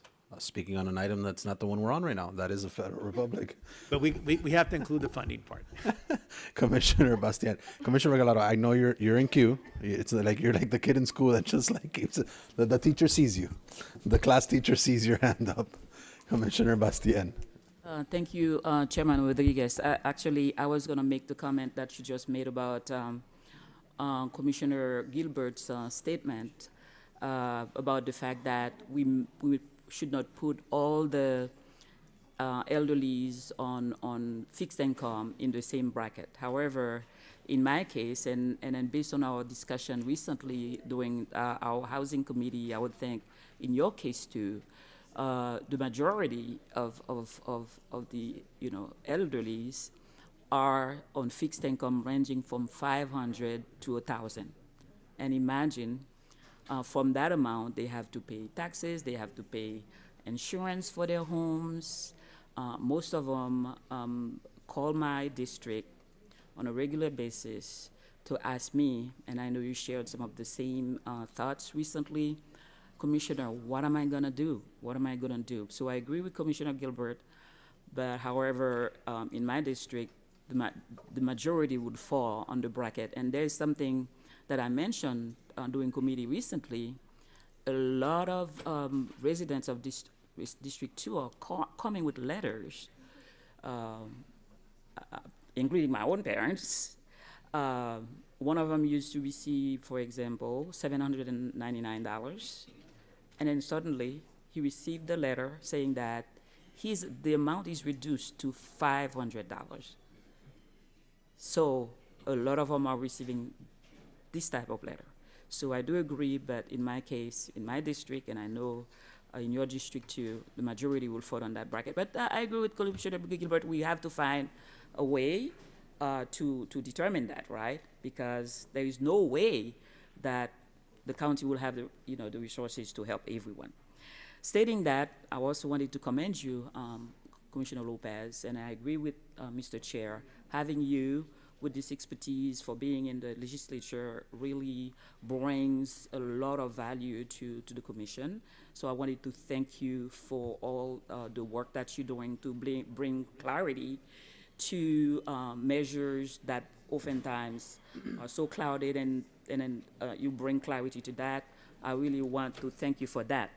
And then lastly, and I agree with you too on the fact that, you know, with Commissioner Bermudez, I mean, how, and then I don't know, Liz, is it Representative Chamberlain? I don't know him, and I don't understand where he's coming from, because but all I see is that Miami-Dade County and how taxed we are right now. We just went through a very difficult budget process. Imagine GMH suddenly, the county suddenly not able to support GMH. You and I were, and other commissioners were, I think Senator Garcia was also there, at the Children's Trust Luncheon last week. This issue, this possibility of not being able to support this agency, GMH and Children's Trust, who since inception have made such an impact to protect our children. And then thank you, Commissioner Cohen-Higgins, we just named a street after a young man, I remember 30 years ago, how this news, how we were praying for a good resolution. And then when we found, we found what happened to him, the impact it was made. But the Children's Trust, since the inception of the Children's Trust, it made such an impact of protecting our children. And then when we look at the news every day, I mean, everywhere we turn, when you have 10-year-old committing suicide, we have children being victims of trafficking, we need to do more. So you can imagine an entity like the Children's Trust now wondering what in the world will happen if they wake up, and it's totally tax-based. We voted for it. We voted for it twice. For inception, I was a volunteer, doing both campaigns. Congresswoman Meek and I, we were responsible for community outreach during the Children's Trust campaign, the first one and the second one, when we voted en masse, over 60%, I believe, to keep it at perpetuity. And now, suddenly, if Representative Chamberlain prevails, God forbid, what will happen? So, and then I said lastly, but I have one more thought. And I so agree with you that we have to be proactive, and I know Mayor Cava is on it. I know Budget is on it, because it would be stupid, forgive me for saying that, not to be proactive in this. And then for those of you watching at home, be ready, because your voices, every voice in this situation, or what may occur, every voice should be heard. This is not a time where we have some members, we have our colleagues here, we have community-based organizations there. This is an issue that should get every voice engaged to say, you know, to make our thoughts heard about this, because it's about the county, it's about local government being taxed to the limit, and it's about even the cities, the small cities, but it's about people, the people that we were elected to serve. Thank you, Mr. Chair. Thank you, Commissioner. Commissioner Regalado. Thank you, Mr. Chair. I just wanted to point something out. I think I agree with my colleagues that we should be proactive. What that proactivity looks like, I'm in a bit of a disagreement. I think we have an opportunity here with the delay in hearing this. I think the fact that we don't know what the Senate is going to do and we're waiting on the governor is an opportunity for us to proffer a solution. There's been this national and state conversation about putting property tax relief on the ballot. But in Florida, all we need to do is amend existing statute. We don't need to put it on the ballot. So what Commissioner Gilbert mentioned, we can do. If we put it on the ballot, we have to eliminate for everyone. But if we amend Title 14, Florida Statute 196.075, then we have the opportunity to offer it to residents that are over 65, that have a fixed income. And the issue has been the amount, the property value amount.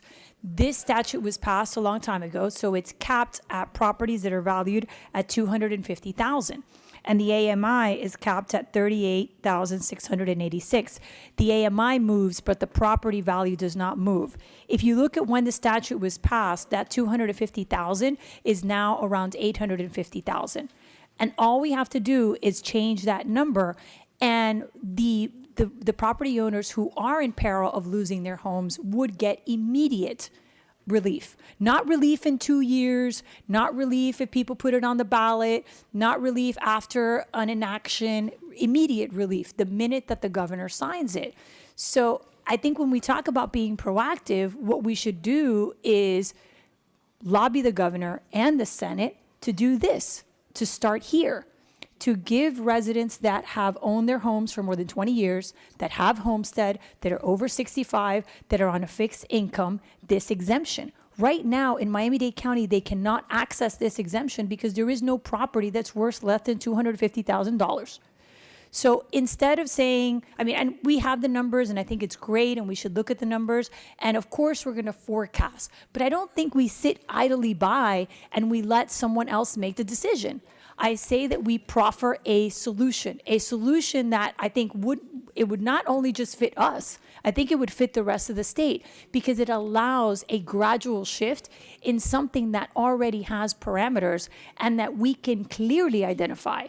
I think the problem that we're having with property tax reform as a general Florida question is every city and county is doing the same math, and they're trying to figure out, well, what happens if A, B, and C?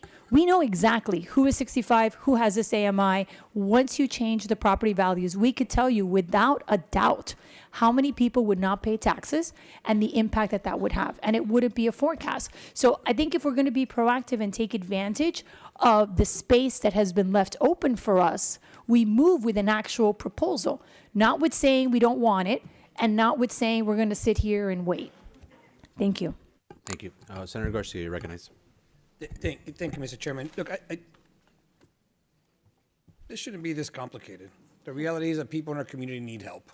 And I think seniors, in particular seniors, are the ones that need help, and we just have to be intellectually honest with them. I think it's important for us to let the seniors know exactly what's happening in our community and make sure that we find some relief for them, especially those low-income seniors that we have. I see a lot of cities and a lot of municipalities have passed rebate programs that are extremely important. I think within their confines and their budgets, we're able to find some resources to make sure they bring some relief. But I think it's quite important, and I want to take a different perspective on this, that we are being truthful with our residents. I see what's happening in some of our jurisdictions where we have been selling tax abatements, and it's really has been tax rebates. And what I'm saying that is in the city of Hialeah recently, they sold the residents of Hialeah that they were eliminating property taxes, and we all know very well that we cannot eliminate property taxes. It's a function of the state legislature that removes the property taxes. What the city of Hialeah did was follow a tradition of different municipalities who have given rebates to the residents, and I commend them for that. But let's just make sure that we're honest with the residents and to remind them that we should try to bring some relief, and the legislature is the only one that can do that. So thank you, Mr. Chairman, and I look forward to continuing to have a conversation. I do think that we should proffer solutions to make sure that we help those that need the help the most, and make sure that those that don't benefit from these exemptions that will otherwise take away from those that do need the help. So thank you, Mr. Chairman. Thank you, Senator. All right. Thank you again, Commissioner Lopez, for the update. All right. Next discussion item is 6D1. Commissioner Orbis, you're recognized on your discussion item. Thank you so much. So I just wanted to give some updates on the America 250 committee, and I know that the mayor also wanted to add some remarks. Yes. Well, yes, first of all, Chairman, I appreciate your appointment to the commission, and we have been making great progress. I will turn it over to the mayor for a second. Did you want to speak, Madam Mayor? Thank you so If I much, may? through the chair. And then I'll continue the update. Very good. Recognize. So this is a group that I initiated and asked you, Mr. Chair, to make an appointment, and I'm so very happy that you appointed Commissioner Millan Orbis, who is very engaged, and so we talked about the importance of bringing an update to this board. She, in fact, is now serving as chair of the group, which draws from different of the organizations that are already engaged in planning for our 250th nation's birthday. So we wanted to be sure that everybody in our community is aware that it's our 250th. We wanted to share the good news, we wanted to celebrate, and we also wanted to bring together all the efforts, because there are quite a number of diverse efforts. There's a national effort, there's a state effort, there's a Miami-Dade College, a public schools effort, and so on. And by the way, I bring to you, Commissioner Millan Orbis, a record from the London Symphony Orchestra. We had a visit from the national chair of the 250th celebration, and I have a copy for you of a special symphony that was composed by our local resident, Karen Lefrak. So that is going to be for you. I wanted to just showcase a few things. Commissioner Orbis is leading a particular effort called Flags Across Miami-Dade, and so she can tell you more about that. That's something that she invented and I think is very creative.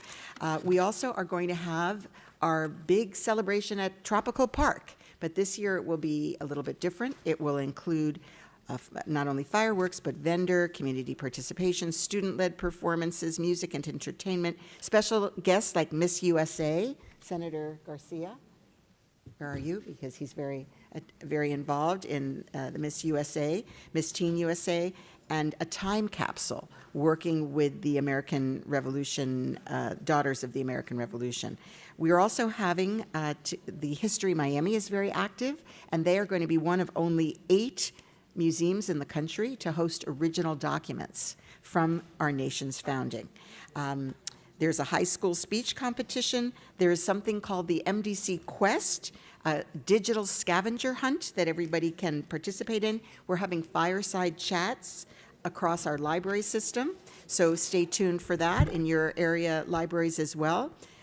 We are launching shortly the Miami-Dade 250 merchandise store. So we're going through an independent vendor, so you can order on demand some merch for 250. That will include tote bags, hats, stickers, mugs, pins, and challenge coins. And our website is live, so you can learn all about these efforts, plus the other efforts around the county, Miami-Dade 250 website. So please check it out. And we've launched our first monthly newsletter, and there'll be expanded digital outreach across all of our platforms. So in closing, I want to thank everyone who's participated, you, Mr. Chair, for giving us a great representative partner. And now I turn it to our Madam Chairwoman of the 250 Committee. Thank you. Thank you, Mayor. Thank you. I will be quick. So since the committee began, we have met 4 times here downtown in the TPO office. The mayor already mentioned some of the events, but we have been working diligently with her staff, and we have quite a robust list of events that will be occurring not just for July 4th, but throughout the year. Including the Tropical 4th, July 4th celebration, the Freedom Plane National Tour with History Miami, Fireside Chat Series, Days of Service, and other civic and educational programs for the community. To highlight the Flags Across Dade County, it was a program that our team, we came up with and we launched recently. And the idea is that this is, we're incredibly blessed to be serving in this time where our nation turns 250 years, and it is a huge momentous occasion, and it should be highlighted. So the idea is that every household in Dade County has an American flag, a big, beautiful American flag in front of their house, as we celebrate July 4th and this anniversary. So we came up with a program through fundraising where we are giving away American flags to our residents, and we have, in just under 2 weeks, we've received over 1,000 requests for District 6 residents, and we are hopeful to continue expanding as we fulfill the request, we will continue expanding to the rest of the community. And of course, I welcome fundraising from anyone who wants to donate into that, because it's a beautiful thing to get to gift an American flag. And it's a full kit made in the USA that we give to every single resident, single family homes. So I will keep you updated on that. And of course, as we expand the program, I can share with everyone how their residents can get a kit. Additionally, we have been doing a lot of fundraising through the Parks Foundation for the July 4th and other activities of the America 250. And so far, I'm happy to announce that we've raised over $185,000 for the July 4th celebration. But we do need your help, so any help is appreciated from my colleagues for this effort. Lastly, I will be putting together with my team a countywide calendar of the events that you all are hosting in your districts. And also, I know a lot of you have municipalities like I do. So if you would like to share with us the July 4th events, I know that everybody has July 4th events going on, and we certainly want to highlight every single community and every single municipality. So if you would send it over to my team, we're happy to put together a countywide calendar that we will then share with our community. As well as the events that we have already prepared from the America 250 Task Force. So, like the mayor said, there is a webpage where you can get merchandise, and I'm sure that we will be bringing something as July 4th approaches to give to all of you. So we welcome your ideas, support, participation, collaboration, donations. Appreciate everything, and thank you, Mr. Chair, again for letting me do the presentation and for appointing me. Mr. Chair, I've got a question. Well, hold on. 1 second. And I'll recognize you in a second. Commissioner Regalado. Thank you. I actually, and great job, but I pulled 15B2 because some of my residents are members of this committee, and as a result of being members of this committee, they're being tagged with not taking the sexual harassment training. So why does this committee need to take that training? I mean, we have some very important people that have volunteered to be on this committee. So I was hoping that this would be like an opportunity for us to exempt them, because I just don't see why, if you're planning a July 4th event, you have to take our sexual harassment training. So you want to exempt the very important people from sexual harassment training? No, I just don't think that this board has anything to do with sexual harassment training. I mean, the people on here, I just don't. And if that's the case, if we want them to have it, are we going to tell them when they join these boards that they have to do these trainings? We do. Yeah, I think we do tell them. I mean, quickly, I'm not going to answer for the clerk's office, but I know that that's a requirement of county advisory boards, and it's a county advisory board. So, but they were told that they need to take it. Yeah, I would not get into the habit of like picking and choosing what boards have to take it and which don't. I agree with the concept of like this is a quick, and this will sunset after this year, so I get it. It's an event But board. I don't know that we'll pick and choose It's- like which one. Like, I mean, yeah. All right. Were you done? Yeah, I wanted to add that the committee was very excited to continue meeting, and we will be meeting beyond July 4th because we feel like the celebration for 250 is the whole year should be celebrated. So we invite you to join us. I'm sure we can send the notifications over. We can have the clerk's office or the chair's office send the notification. We would love to have you all to join our meetings, and of course we invite you to all of our celebrations. Thank you. Thank you, Commissioner. Commissioner Bermudez. Yeah, I just have a comment and a question, but thank you so much, Commissioner Orbis, and also the administration for a great job on something that's so important to all of us as Americans, which is super, and that thing about the flags is fantastic. Great idea. My only question would be, and I don't know if Commissioner Orbis or the administration, or maybe there's no answer yet, piggybacking on my prior comments on what Commissioner Lopez talked about happening at the state level, is there any educational component being considered for those who kind of can benefit from civic education, or even if they do it voluntarily, to be able to learn about what is, how we founded this country, the federal republic. It was the greatest experiment ever, I believe, in government that survived the longest, and I think it merits. And just today, what I find is that apparently a lot of people across the state don't have an understanding of that history. So is there an educational component you guys are considering? Yes, the mayor can cover that question, but I do believe History Miami, right, is doing a historical component. They're going to have a display about that, and I know that we're also we're celebrating citizenship classes as part of this effort as well. But I'll let the mayor speak to that. Through the chair. You're recognized. It'd be nice if we can go into schools, actually. So the public school system is very involved. We have a school board member, Alonzo, as part of the group, and they do have a student essay competition and some scholarships, and so there's a range of things. But we also have a reading list, which we've been promoting through our libraries on history. I just want to emphasize, this is a zero budget item for us. My staff is double duty staffing. Fortunately, Commissioner Milan Orbis is also contributing staff time.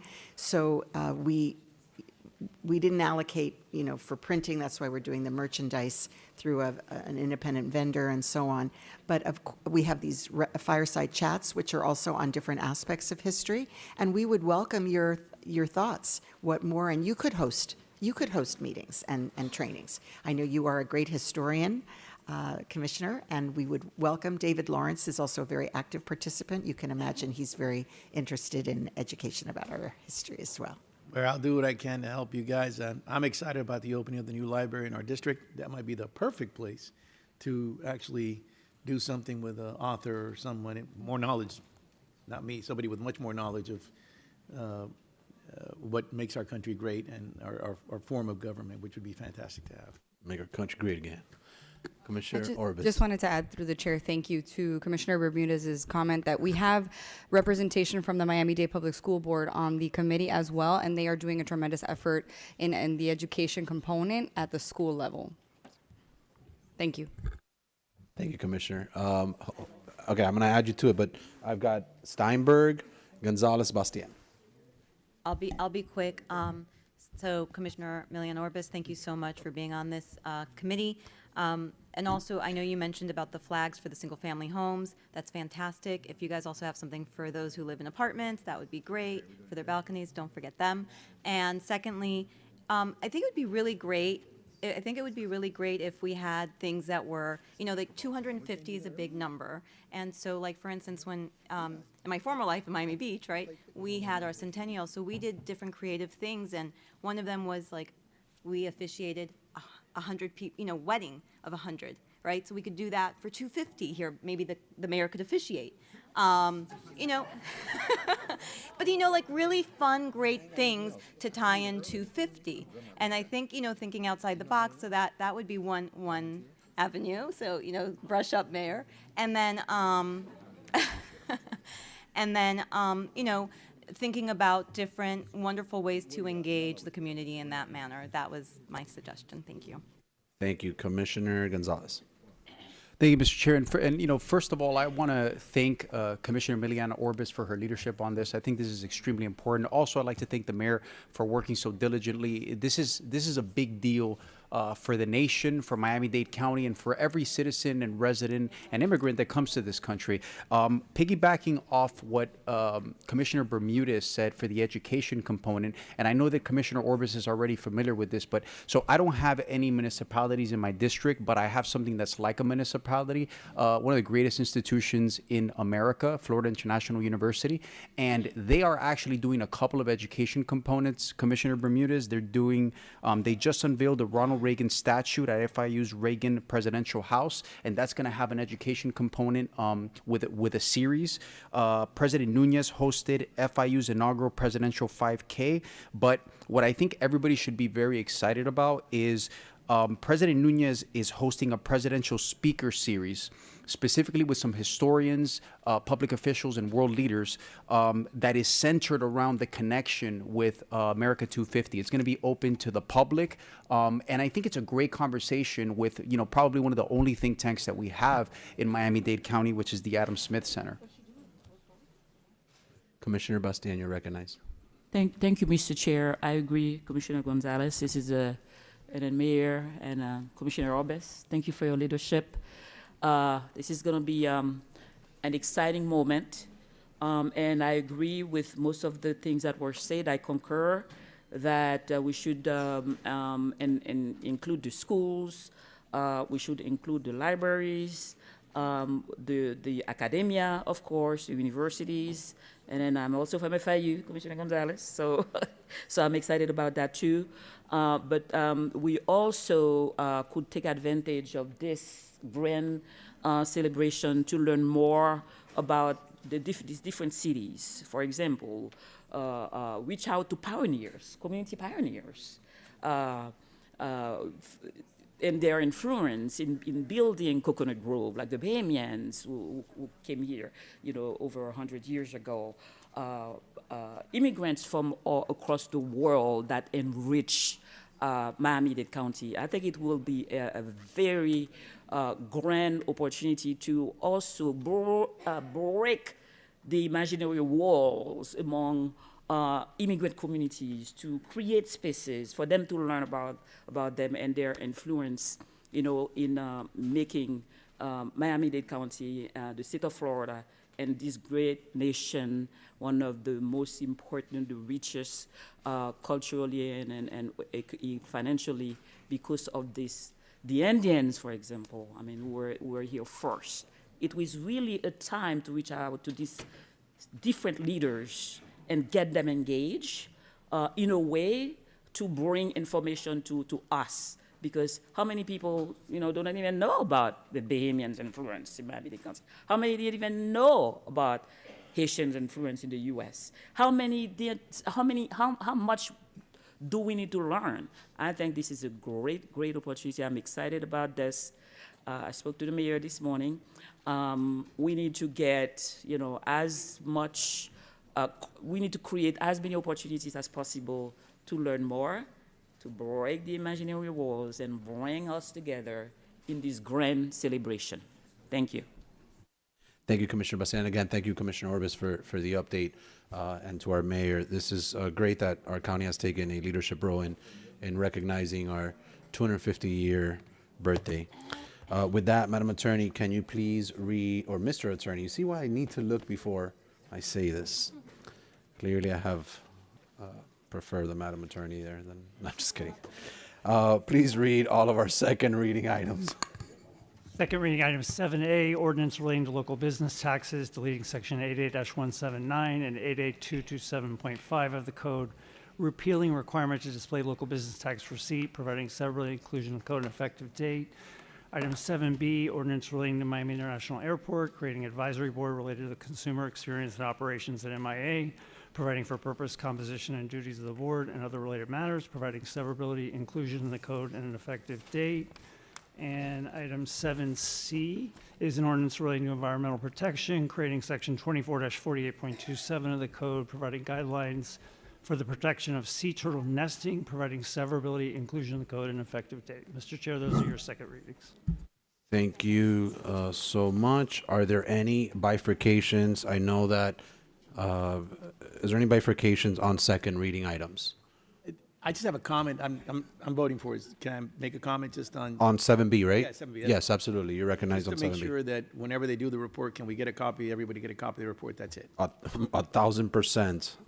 I agree, yes.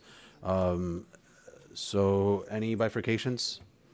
Seeing none, do I have a motion on all the items? Vice Chair moves the second reading items, seconded by Commissioner Orbis. Clerk, please call the roll. Commissioner Gilbert? Commissioner Gonzalez? 4. Commissioner Hardeman? Commissioner Lopez? Yes. Commissioner Milian Orbis? Commissioner Regalado? Commissioner Steinberg? Commissioner Bastian? Yes. Commissioner Bermudez? Commissioner Cohen-Higgins? 4. Senator Garcia? Vice Chairman McGee? Chairman Rodriguez? I vote yes. Motion passes unanimously. Thank you very much. And on that item, Commissioner Bermudez, that you mentioned, I will be bringing on, for the May 5th meeting, putting the ballot. One of the things we added, I believe it was maybe at committee, was, for Cinco de Mayo, we're definitely going to have some breakfast burritos for sure. I don't know. Commissioner Steinberg lately has been all about Cinco de Mayo. So she asked for us to have Mexican food at the next BCC meeting. But no, but in all seriousness, with tequila aside, Commissioner Steinberg is not going to be drinking tequila. With tequila aside, I will bring the ballot for us to vote on. We added a like a board appointed member to that airport committee. So I'll if you have names that you want to submit them to my office ahead of time so that I can add them to the ballot and we can officially take a vote on who will be appointing. To our commission auditor as well, I'm going to ask that you conduct the background checks and provide your findings to the clerk no later than noon on Thursday, April 30th, as well. So, and to the clerk, I'm asking that you prepare the ballot and provide it to the board in time for the vote to take place on May 5th BCC meeting. Mr. Chair? Commissioner Regalado. Thank you. A point of personal privilege. I know it was mentioned at the beginning of the meeting, and I noticed that given the time, this is around time that everyone gets a little hangry. So one of the things that we're doing this year for April, which is Autism Acceptance Month, is we partnered with Misha's Cupcakes that has several locations in my item. And we have an Autism Acceptance Cupcake, which I am passing out. It is pink and blue because autism does not know gender. I know everyone likes to light it up blue, but we got girls and boys. Neurodiversity is not interested in gender. So I hope you enjoy your Misha's Cupcakes. Proceeds from the cupcakes go to support Crystal Academy, which is a lovely school in Coral Gables that really helps a lot of families. So happy Autism Acceptance Month. Thank you for that. And I will be enjoying it because I am no longer in Lent. I had given up dessert for Lent, but I can now have my cupcake and eat it too. Huh. Pun intended, guys. All right. Thank God my kids don't watch these meetings because total dad jokes that they do not think are funny at all. At all. All right, let's move into the pool list. Cameron, we don't think they're funny either. I.e. why they're called dad jokes. Yeah. Hey, the vice chair laughs at them all the time. All right? Mr. Chair. Sympathy laugh. Probably. Mr.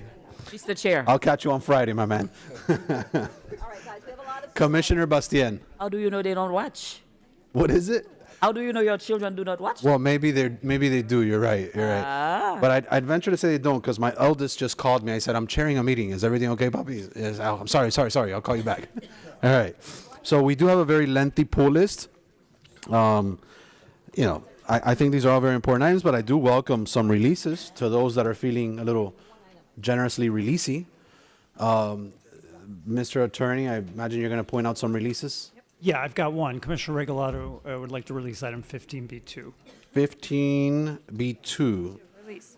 Okay. I'll move it. So you'll move it. So it's been moved by Commissioner Regalado, 15B2, seconded by Commissioner Gilbert. All in favor signify by saying aye. All opposed, nay. All right, show that passed. And also, Mr. Chair, no one pulled 14A2, so I can move that. 14A2, I'll entertain a motion now. It's been moved by Commissioner Lopez, seconded by Commissioner Gonzalez. All in favor signify by saying aye. All opposed, nay. All right. Chairman, And I'll release 802. 802 is released by the last pooling commissioner, which is Senator Garcia.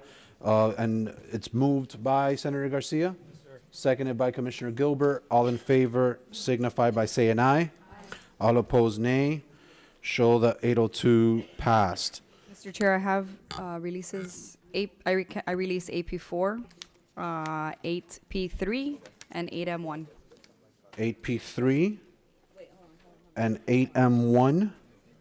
Okay, 8M1 still has another pooling commissioner, which is District 13. Senator Garcia, do you still want to keep it on the pool list? Which one? 8M1. It was just released by Commissioner Orbis. It's okay to keep it. It's just. I have a quick comment on AP4. Yeah, I'll keep it. I released that one. Okay. Okay, so quick comment, Commissioner Steinberg? Yes, since you're releasing AP4 really quickly, I know it's put on here as a waiver of competitive bidding, but as I dug in further and spoke to the attorney's office, and I just wanted for the record, we were told that this is the only entity that is actually TSA approved, so it really should be a sole source and not a waiver. So I want to just put that on the record. Thank you. All right, thank you. And then Senator Garcia, are you looking to? I will release 8M1, I will. Okay, so 8M1 8P3 and 8P4 are being released. Do I entertain a motion on those three? One more, Mr. Chairman. Oh, and Senator Garcia? I have 10A1, if I can just make sure that, my question was on the AMI. Okay. I want to make sure that instead of putting percentages of AMI, that we start including the actual numbers. We've talked about this a while back. Just, that's all it is, so. I don't have a problem with that. Move it. Okay, so that's 10A1. Is that 10A1? Yes, sir. All right, so we're gonna move now by Commissioner Regalado and seconded by Commissioner Orbis. We're gonna do 8M1, 8P3. We're gonna skip 8P4 because we actually need to take that one up separately, and 10A1. So there's a motion, there's a second. All in favor signify by saying aye. Chair, All opposed, nay. Chair, I've got a question. I pulled 8P5. 8P5 is still on the pool list. Okay. Yeah. 8P4, I'm just going out of order, but I'll get back on track in a second. 8P4, I understand we need to take separately. Mr. Attorney, can I entertain a motion to move it, though? Yes. All right. A motion by Commissioner Gilbert, seconded by Commissioner, by the Vice Chair. All in favor signify by saying aye. All opposed, nay. All right, show AP4 also approved. All right, can we go to the mayoral reports approvals, which is 2B2, 2B3, and 2B6? I've got Commissioner Steinberg and Commissioner Orbis as pooling commissioners on those three items. One-on-one, and then the other two is by Commissioner Orbis. But Commissioner Steinberg, you recognize on 2B2? Thank you. Yeah, I pulled this item just to, kind of make a few comments. So I just want to remind everybody that these reimbursements that we're looking at are from Hurricane Irma, which happened in 2017. So, not a couple years ago at this point. And my concern is, and I'd like to get an update from the administration, I know that FEMA and I know the federal government was looking at changing that floor of what we would be able to recoup in terms of dollars for future, acts of God, let's say, like a hurricane or something of that nature. Do we have an update on that as where we are in the process? Do we know what the new proposed floor is so that we can, yeah, please. If Through the it's okay, through the chair, Ray Baker will respond. Yeah. You're recognized, Director. Thank you, Mr. Chairman. Madam Commissioner, we do not have an update on that yet, but we will certainly update as soon as we have an answer on that. So I just don't have new information there yet. Okay, because as I understand it, they were raising that floor for what we could actually recoup, which could be in the hundreds of millions of dollars, prospectively, as a negative to us if we wanted to recoup. Like I need to just make it clear that these are very important issues. That when we try to recoup for these types of events or a hurricane, it's why I pound that we need to make sure we're always putting money into our reserves for these types of quote rainy days and. I'd like us to please watch that, and as soon as you have an update, to please send it to the entire body through a memo. Thank you, and I'll move the item. Yes, ma'am. All right, so that's on 2B2. It's been moved, it's been seconded by Commissioner Gilbert. All in favor signify by saying aye. All opposed, nay. Show that report passed. Commissioner Orbis, you're recognized on 2B3 and 2B6 jointly. Thank you. Yes. Okay, on 2B3, I just have a question because looking at the reports of the impact fees, this is to the administration. District 6 generates over $2 million in these impact fees, and we keep getting told that certain projects, roadway improvements and so forth, crosswalks, are not funded anymore. Projects that are going back to 24 and 25 when these impact fees were generated. So I wanted to get a better understanding of what's going on with those impact fees and why they can't be applied to these projects. And perhaps it's a conversation we can have at a later time with staff. But I wanted to highlight that because it's very disheartening to hear that. Okay. Yes. Madam Mayor. Yes, through the chair. So thank you, Commissioner, for the question. Obviously, we never have enough for all the repairs that are needed, and it is a prioritization process that the Department of Transportation and Public Works, I think, addresses. So we certainly can meet with you and go through the ordering and how these funds are allocated. Thank you. I Thank you. would love to meet with staff because I know that certain things are prioritized and have been promised to the community, and then we see that the impact fees were generated. So I just want to know how they're prioritized and what gets selected to move forward or basically be taken off of the list of improvements. So Very good. thank you. Okay, sounds good. And did you address both? On 2B6, it's concerning pretrial, if I may. So I wanted to ask on this, do we send automatic text message reminders to people who have pretrial so they do not miss the court? Because I know that now text and cell phone use is the most useful way to communicate. Okay, I'm so sorry, Commissioner. I'm trying to understand exactly. This is on the citizens' right to know? 2B6? Yes. Yeah. Okay, I'm not sure which, Barry Atkins, are you able to answer that? Oh, here, very good. Okay, our Corrections Department is going to answer the question. Thank you, Commissioner. Good morning, Executive Officer John Johnson. Through the chair, no, Madam Commissioner, we do not send text messages. We have communications with the individuals that are on the program by way of the supervision and case managers that we have in place. Okay. Would it be something that can be implemented? We definitely can take a look at it and see if that makes it more efficient, yes. Okay. Thank you. I don't have any other questions. Thank you so much. Thank you. With that, would you move to reports? Yes, I'll move it. All right, so 2B3 and 2B6, seconded by Commissioner Cohen Higgins. All in favor signify by saying aye. All opposed, nay. Show, at this point, all reports approved. 2B2, 2B3, and 2B6. 8F1, Senator Garcia, it's the courthouse project. You're recognized. Thank you, Mr. Chairman. Yes, I do have a question on this. I see that we're moving some money around from the contingency fund, or replenishing the contingency fund. I do have some concerns as to what is happening here, because when you have a contingency fund, you have a contingency fund. It's there for that. Why are we replenishing that from the actual same monies that are coming from the actual contract itself? Because to me, it may seem like we're increasing the value of the contract without coming to the county commission. If I can get some clarification on that, I would truly appreciate that. The administration's recognized. Yes, through the chair, Alejandro Martinez Esteve, our Director of Real Estate, will address the question.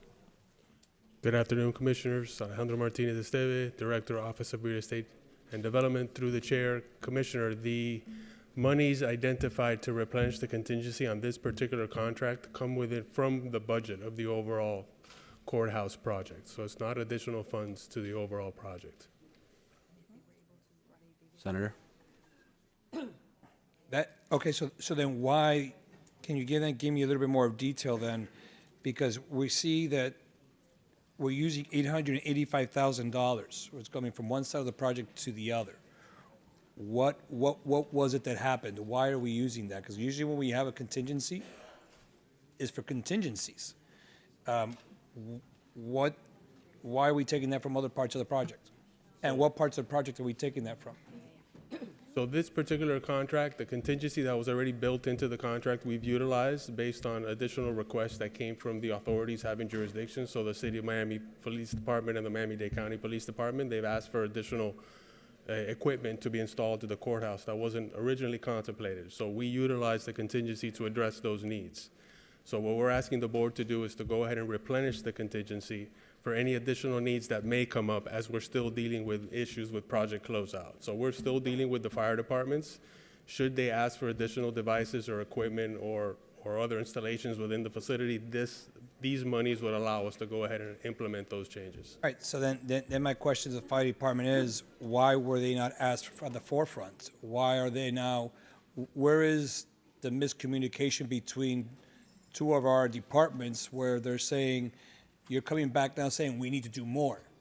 So then, is this what happens to other projects in our community, that this is why they get delayed? So one, and two, I still don't understand exactly the contingency issue where we're going from one part of the budget, one part of the project to another part of the project for $800,000, and we're It just is not making that much sense to me. So the monies come through the overall umbrella of the contract. So we're not asking to increase the project's budget through this item. So when the project was let, when the contract that is in front of you, it came with plans and provisions. Since then, code changes required updates to those plans and additional equipment that the fire departments, both the city and the county, requested for the project. So it wasn't originally contemplated. All right, I think we'll get together and have that conversation, and but there's something that just doesn't sit right for me on this, and your explanation, which I understand and respect, I think that there's just something for me is not adding up. So we'll have a meeting afterwards, and we'll go through it. Move the item, Mr. Chairman. It's been moved. It's been seconded. No, I want to. Moved by the senator, seconded by Commissioner Gilbert. All in favor signify by saying aye. Aye. All opposed, nay. No. Show that item passed, reflecting Senator Garcia as a no vote. Commissioner from District 2, you're recognized on 8K1. Thank you, Mr. Chair. I pulled the item for floor amendment that I'd like to, Madam Attorney, to read. Madam Attorney, if you can read the floor amendment. Commissioner Bastian moves to amend item 8K1 to 1, increase the amount of documentary stamp surtax funds awarded to Mary Alice Brown Family Villas LLC pursuant to the FY 2025 request for applications for its Mary Alice Brown Family Villas project located at 2888 Northwest 132nd Street and 13105 Northwest 30th Avenue in Commission District 2 from $2,500,000 to $5 million. 2, increase the total amount of documentary stamp surtax funds being awarded from $81,396,700 to $83,896,700 to reflect the increased allocation to Mary Ellis Brown Villas. And 3, make conforming changes to the item reflecting such amendment. Thank you, Madam Attorney. With that, I'd like to move the item. Show it moved as amended by Commissioner Bastian, seconded by Commissioner Lopez.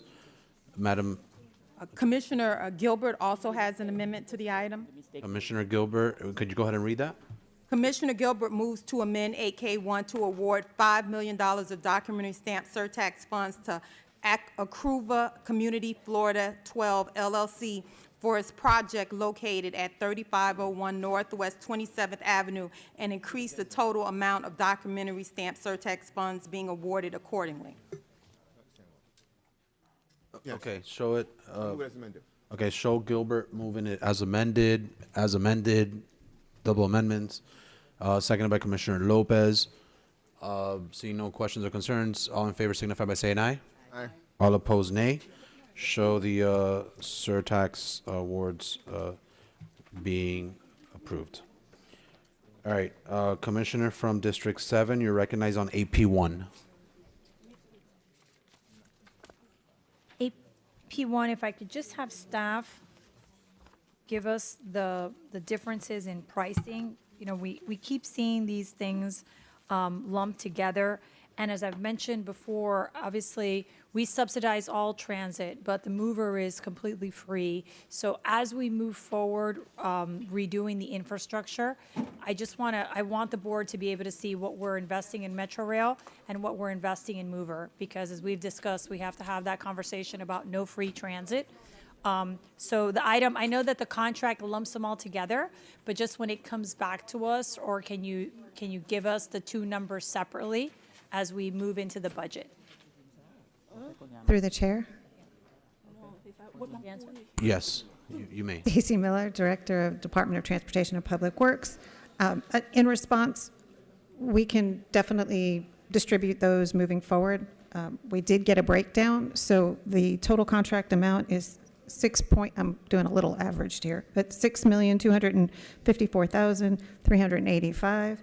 Of that, $168,651.35 is attributed to Metro Mover. The majority of the work associated is with Metro Rail, not Metro Mover. Thank you. Oh, I got you. Thank you very much. Happy to move it. All right, with that, show it moved by Commissioner Regalado, seconded by Commissioner Lopez. All in favor signify by saying aye. Aye. All opposed, nay. All right. AP2, Commissioner from District 6 on the ITD item. Thank you. So this item highlights that we have more than 34,000 landlines, and if the department can clarify, of those landlines, which ones are actually landlines and which ones are connected to cell phones and others. I mean, obviously landlines are outdated, and I wanted to ask, is there actually a need for them? Are we spending unnecessarily on landlines? And, how many are in use today?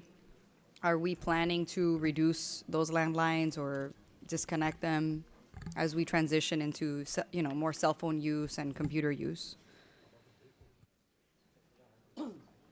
Through the chair. Yep, you're recognized.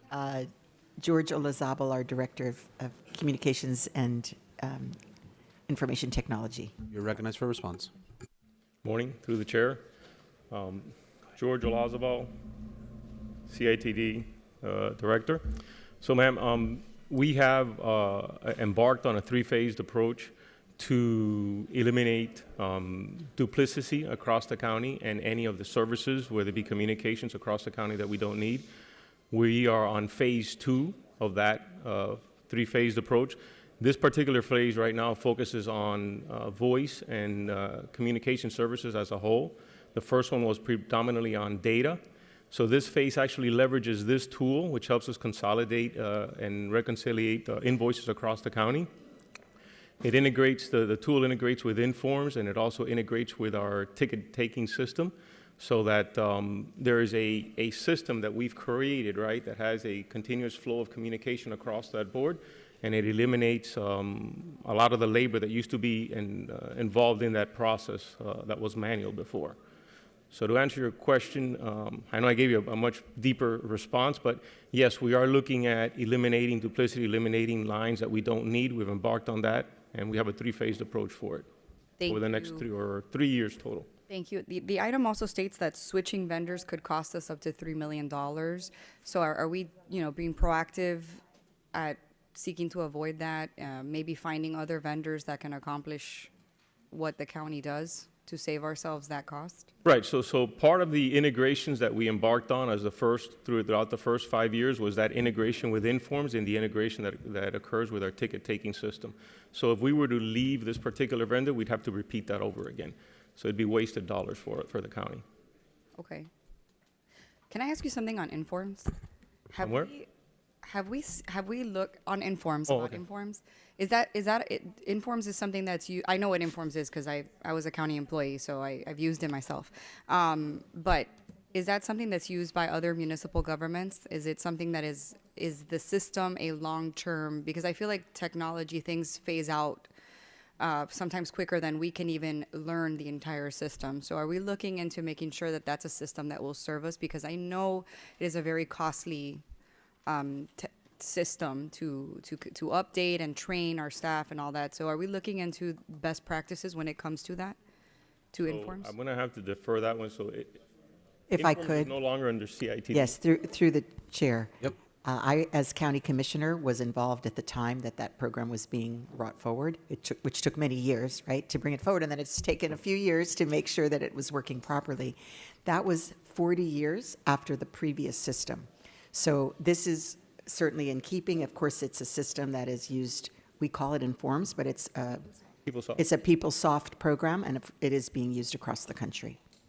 Okay, thank you. Thank you so much for addressing the questions. Thank you. And with that, Commissioner Orbis moves the item. Seconded by Thank you. Commissioner Cohen-Higgins. All in favor signify by saying aye. All opposed, nay. Show item 8, P2 approved. Senator Garcia on both 11A6 and 11A8. Thank you, Mr. Chairman. On 11A6, Commissioner Cohen-Higgins, I'm seeing it this is a study, but then we're asking the county to fund the results from the study. Should not we have the developers be funding this? Actually, through the chair, if I might. Madam Mayor, you may step in for a second, yes. Yes, thank you so much. So, Senator Garcia, we have on our planning staff, I think it's 6 planners who are available to you all for doing neighborhood-specific initiatives. And we're actually very pleased that Commissioner Cohen-Higgins is utilizing our internal capacity. Lourdes Gomez is here as our director of RER, if you want to talk to her more about it. But basically, we didn't want to only be reactive to outside development ideas. We wanted to be available to you all as the leaders in your districts. So that was the process that was initiated in conjunction with the commissioner, as I understand it. Mr. Chairman, if I may, so then what is this going to cost us? Well, it's using existing staff, so it doesn't have an outside cost. There'll be net zero. There's not going to be. Well, the staff that are spending their time on it, obviously, but that's their job, is to be available to you for your desired deep dives. I'll move the item, but within the item it says wherever funds were available. That's why the item said that. So that's why the question was being. Okay, thank you. So we'll look at whether that language should be presented in a different way in the future. Thank you for that. Fair point. Asking for the clarification. All right, before we take the motion on that, you want to go ahead and address 11A8 at this time? Yeah, Mr. Chairman, I just want clarification on that. I think I want to make sure that there's consumer protections in here. I think I know what they're trying to accomplish to help the residents of our community that fall under that threshold. But I just want to make sure if someone could clarify for us that we're not going to see tax liens going out after the fact if someone reaches that $60 mark and they don't pay it. I want to make sure that our seniors are not going to be affected. I don't think they are, but I want to make sure it's on the record. Certainly not the intent, but if you can address that on behalf of the tax collector, it would be great. Through the chair, Gerardo Gomez, Chief Deputy Tax Collector. Absolutely, we're not going to be billing. This won't be on the tax roll. No liens or certificates will be sold on these properties. So the chance of any property being at risk as a result of not mailing a bill under $30 will not happen. Chairman, then if you have 30, then next year is 60, then next year's, so what is the threshold? So the taxes, it's each year stands on its own. It's one of our tenants. Okay. Each tax year stands on its own. So the subsequent tax year, the bill is over $30, they will get a bill mailed. I'll co-sponsor the item, and I appreciate the consumer protections you have in there. Appreciate you. Our pleasure. Thank you so much. And I think in the same neighborhood of Senator Garcia's, and I won't get into like what if this scenario, what if that scenario, but I would caution you all to make sure that there's no, not unintended consequences, but just nothing being left out when we do this to the extent that Senator Garcia was mentioning, and I realize that every year it stands on its own, but just. Let's just caution that there's nothing, and I don't understand your system or how it operates, but just make sure that there's not any surprises that then we have, and of course we'll come and fix it if we have to, but just make sure that it's intended to do what I know the goodwill of the tax collector's idea was. So. And we do enjoy a very good relationship with the property appraiser's office, Sharonda Knight. She was former chief deputy in Polk County and actually is very well versed on the implementation of the under threshold amount. Is she sitting up here? No. Because you were pointing over here. I don't know. No, I just saw her raising. Commissioner Regalado, you're recognized. Thank you. And thank you. I think it's a great idea. And I had some questions for the attorneys too regarding the authority. So just for clarity's sake, obviously the tax collector and the PA have their statutory ministerial obligations, but my understanding is that what we're doing is forgiving the taxes. So we're saying these taxes are not owed, because I think that's where everybody was a little confused, right? Are we not going through the procedural aspect of it, because that's what the item speaks to, but in essence it is a forgiveness of those taxes because the collecting of them is more expensive than actually receiving them. So it is a tax abatement of sorts.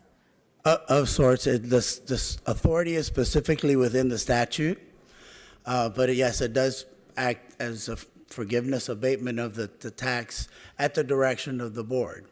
Right, which is why we're involved. So I think you need all three pieces, right? You need the board to agree to the abatement, you need the PA to take it off his radar, and then you are not going to send the bill. So the three combined have the end result of Correct. the abatement. No single office has the authority. authority. The tax collector asks, the board directs. Perfect. Very clarifying. Thank you very much. Senator Garcia moves it, seconded by Commissioner Regalado. All in favor? This is and show 11A8 co-sponsoring by Senator Garcia, and this is moving both 11A6 and 11A8. All in favor signify by saying aye. All opposed, nay. Show 11A6 and 8 both passed. Clerk, do you have the results for 15D1? The ballot. Go ahead and read the results, please. Good afternoon. Agenda item 15D1 substitute pertains to the nominees being considered for appointment to the Children's Trust. The ballot consisted of 17 candidates, from which the board was asked to select a minimum of 6 nominees to fill 2 vacancies.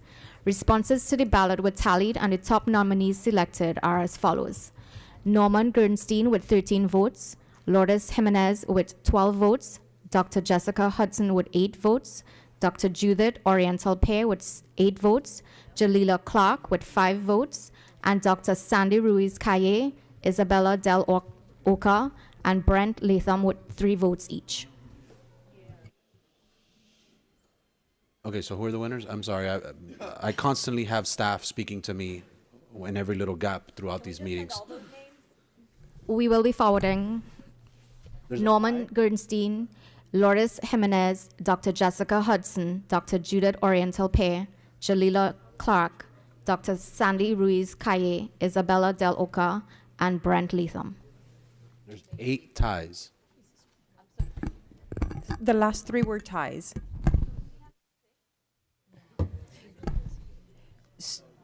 Do we have one? There are 2 vacancies, and we have to forward a minimum of 6 nominees for the 2 vacancies.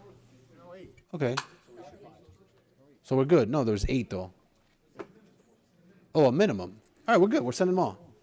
All right, we're good, right? Is that covers what we need to do? Yeah. Yes, I see a big smile saying yes. All right, that concludes 15D1. Do we need to move it? Do we need to move those names? A vote, please. All right, Commissioner Gilbert moves the 372 names that have been selected. Seconded by anyone but Commissioner Steinberg right now. All right, seconded by Commissioner Steinberg.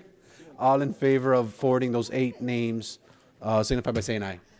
All opposed, nay. Show that pass. And I believe I may have, did I skip 8P5? Commissioner Bermudez, was that you that had pulled it? And I skipped that, right? Yeah. Okay, you're recognized on 8P5. Okay, I was going to talk about 2 issues here. I'm going to let the other one go, which is the last time we got a report on the airport hotel was August 2025 at the GET committee, but I don't want to talk about that. I've got a question. Look, the airport's been there forever. There's been some changes to it.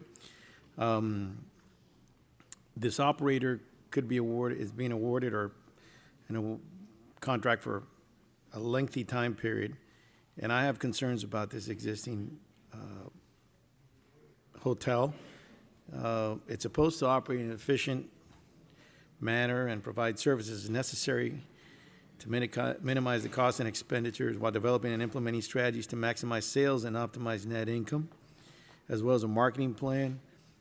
My questions are, do we have a marketing plan? Do these people have a marketing plan? What strategies are going to implement? And I know, and the director and his staff have indicated that there have been some improvements to this airport, but, and I don't know if like the airport's like the place where we send everybody who's disenfranchised, apparently, in the county. But this airport hotel is important, certainly in lieu of the fact of the second issue, which I've agreed with Ralph not to talk about here today, but we'll be talking about, which is the vote that we took almost 4 years ago. But I would like to get an idea. Do we have a marketing plan? Do we have metrics for this vendor? We're giving an award to an entity for a lengthy time period. So those are, I've got grave concerns, and I think I'd like to get some answers. Director, you may approach. Fair point. And you're recognized. Thank you, Mr. Chair. So, Commissioner, to assuage some of your concerns, so the hotel is comprised of 259 rooms, 5 suites. We talked about that before. Back in 2024, we completed a complete internal renovation of all the rooms. That includes painting, flooring, carpet, walls, et cetera. So that's been done. The current operator, as far as the length of the agreement, this is a 5-year agreement with a 5-year option to renew at our discretion, number one. The hotel employs about 81 employees currently, and we have 2 staff at MDAD dedicated, as far as metrics, 2 staff dedicated to oversee the management of the hotel. The hotel, by the way, the actual operators here, if you have any questions, the marketing of the hotel, their marketing plan, they are responsible for marketing the hotel. I can tell you that we don't get any complaints from tenants that stay in the hotel. We haven't. We have weekly meetings with the general manager that our 2 staff members have. We closely monitor all the other hotels in the area. The 80% occupancy rate that we have in the hotel at the airport is considerably higher than all the other hotels in the area, so that's one metric for success that we have. And like it says in the item, we're projecting about $90.2 million in revenue for the first 5 years of the contract, and then $104 million if we were to choose to extend the next 5 years in the OTR. So we do have metrics there. There are also guardrails in the contract for standards for cleanliness, operations, and customer service that the operator is held to by our staff, and those guidelines are reinforced at those weekly meetings with the general manager. So we do have metrics that we follow in the contract, and most importantly, we have a termination clause in the contract. So if there's ever a performance issue with the operator, we have the option to terminate at our convenience and go out and get another operator. So I hope that assuages some of your concerns regarding the quality of the hotel and the amount of revenue generated, et cetera. It does, Mr. Director, and I always thank you for your clarity and kindness in trying to answer some of my concerns, but that doesn't take away the fact that, at least my concern, that to be competitive as an airport, we also need to have the best possible across the board, which is one of the reasons why we talked about item number 2 that I promised not to talk about, which is the new airport hotel. Many, many questions on that. But the airport continues to concern me, from concessions to this across the board. I have a lot of questions, and it is of county-wide importance. It's not just one district, not either 6 which is Commissioner Orbis's district, and she does a great job working with the airport, or me. That's right on the outside of it. 12. It's everybody's concern, and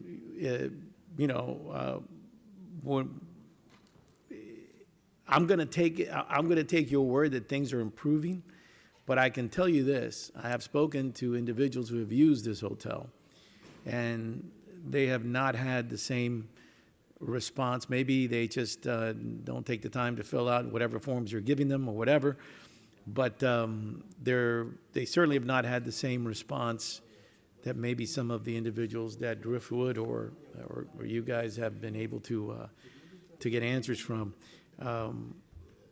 And I know nobody wants to talk about this, but I'm going to start talking about it because I'm having a lot of concerns across the board. And it really is, you yourself said it, and I agreed with you, that to be competitive, we need to be really consistent with some of the other airports that are competing with us, even at the international level, not just the national level.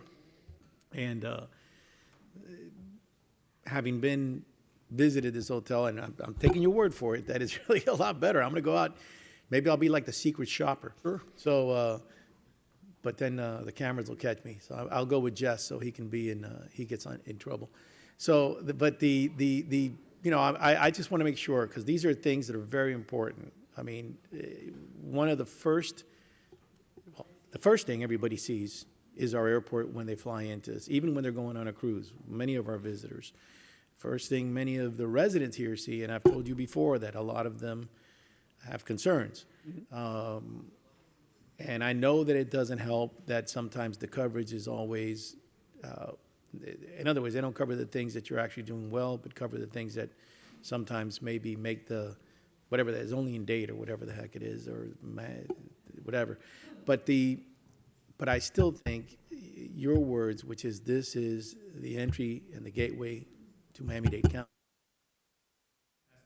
the board.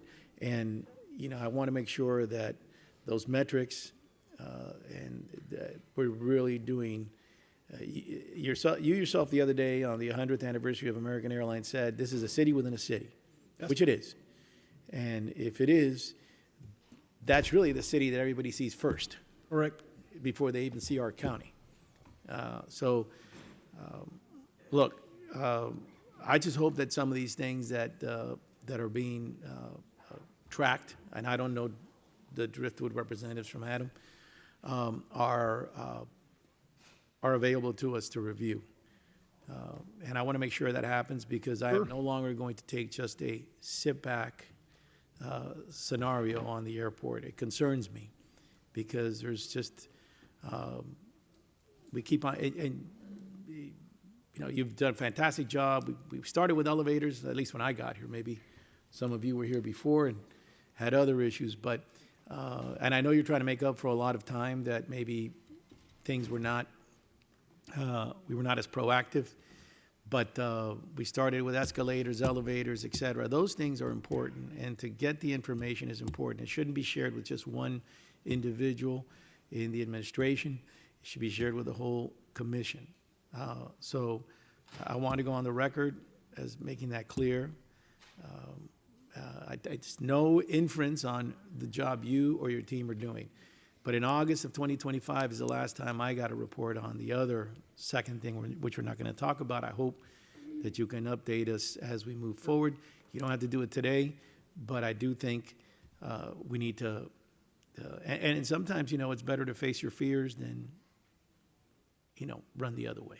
Sure. Well, Commissioner, one thing, on today's agenda, we did have an infrastructure report which provides an update quarterly on all the progress we're making on the modernization program, et cetera. So we do that, but we'd be happy to bring you in and walk you through everything we're doing, both on the concession side, on the modernization side, on the capital side. Happy to do that. Please get with Commissioner Bermudez to make sure that he's. Sure. Thank you.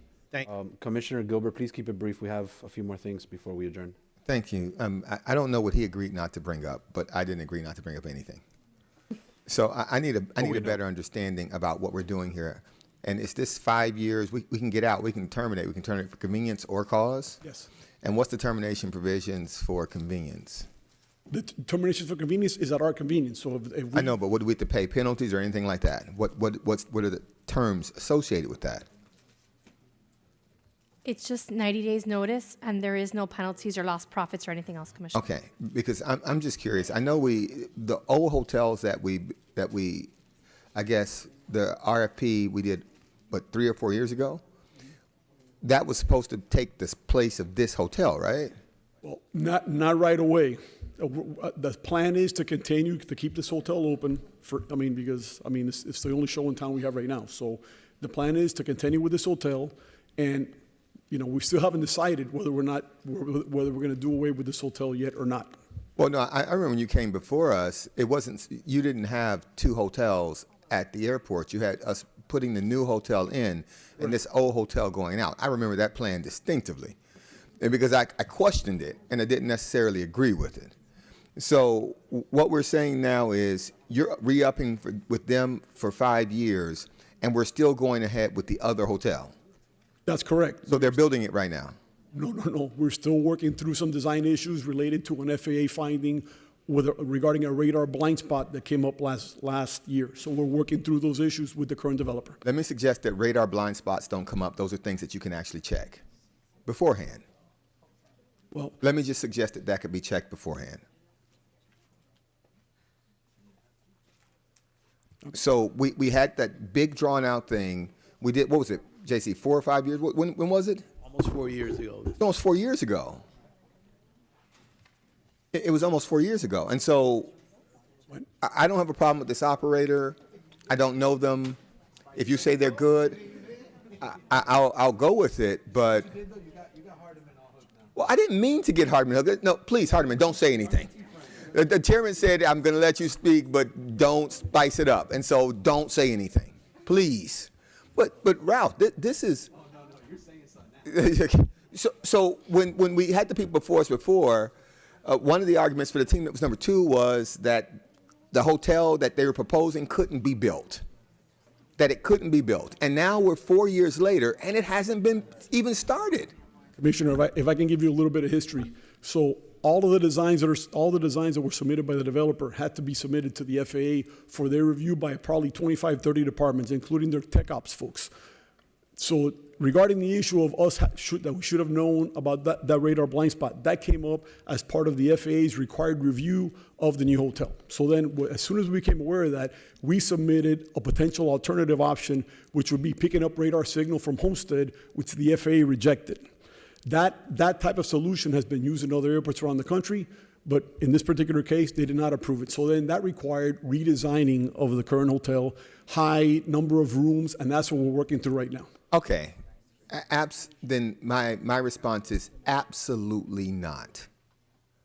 That was a contentious vote on this board. It was predicated on this one hotel and the design, and it's going to be this immaculate thing, and this other hotel wasn't.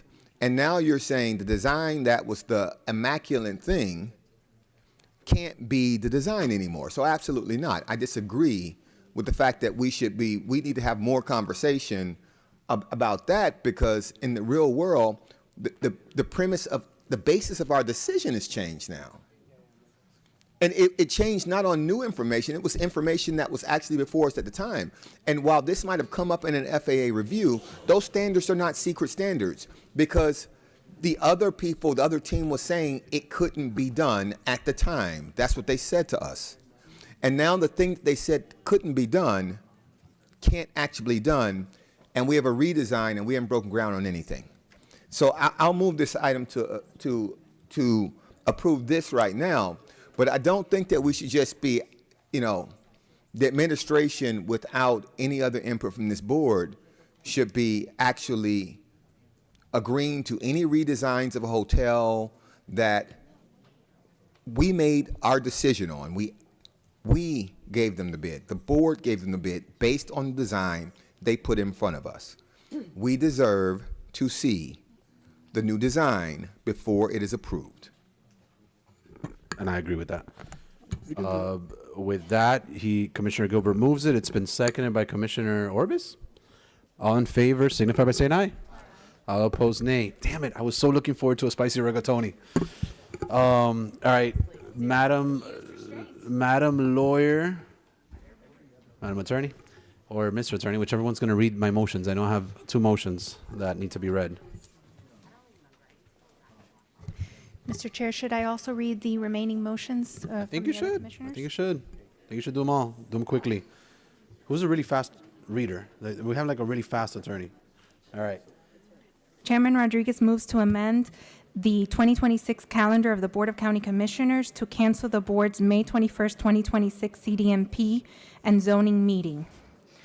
Additionally, Chairman Rodriguez moves to authorize the county mayor's designee to opt into settlement agreements in or relating to In Re National Prescription Opioid Litigation, MDL number 2804, Northern District of Ohio, opioid MDL, and execute releases and other documents necessary to effectuate the releases and to discharge and settle the county's claims against the defendants following review and approval for form and legal sufficiency by the county attorney's office, and to authorize the county attorney or the county attorney's designee to execute and file any documents necessary to effectuate releases and to discharge and release the county's claims against the defendants in or relating to the opioid MDL, and further direct the county mayor's designee to seek ratification of any releases and any other documents executed in advance with this motion.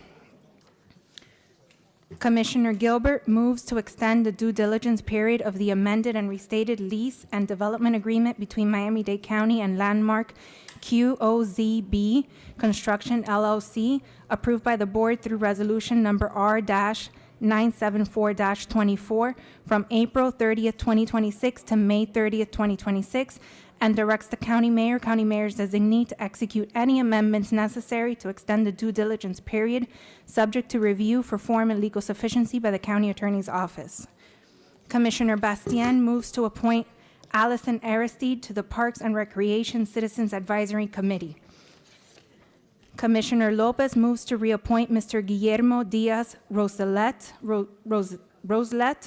to the Miami-Dade County Industrial Development Authority.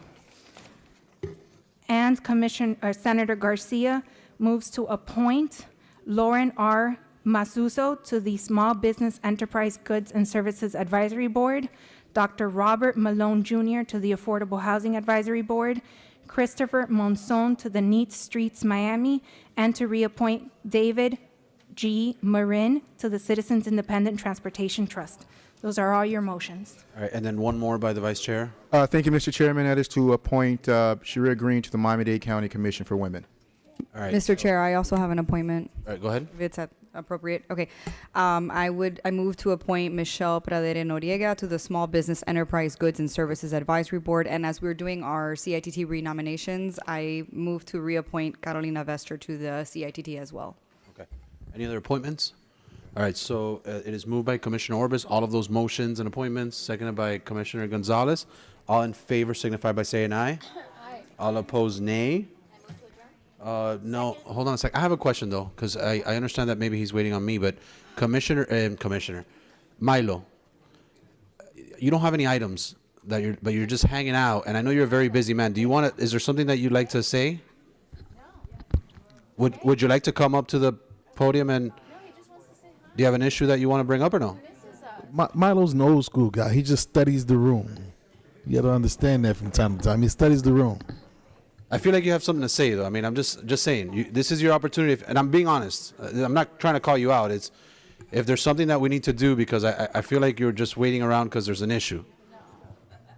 No, thank you, Mr. Chair. No, we had a few items today, and thank you for the board for approving several projects for us. But we are working on with the administration and the team on the negotiations of the government center item. So.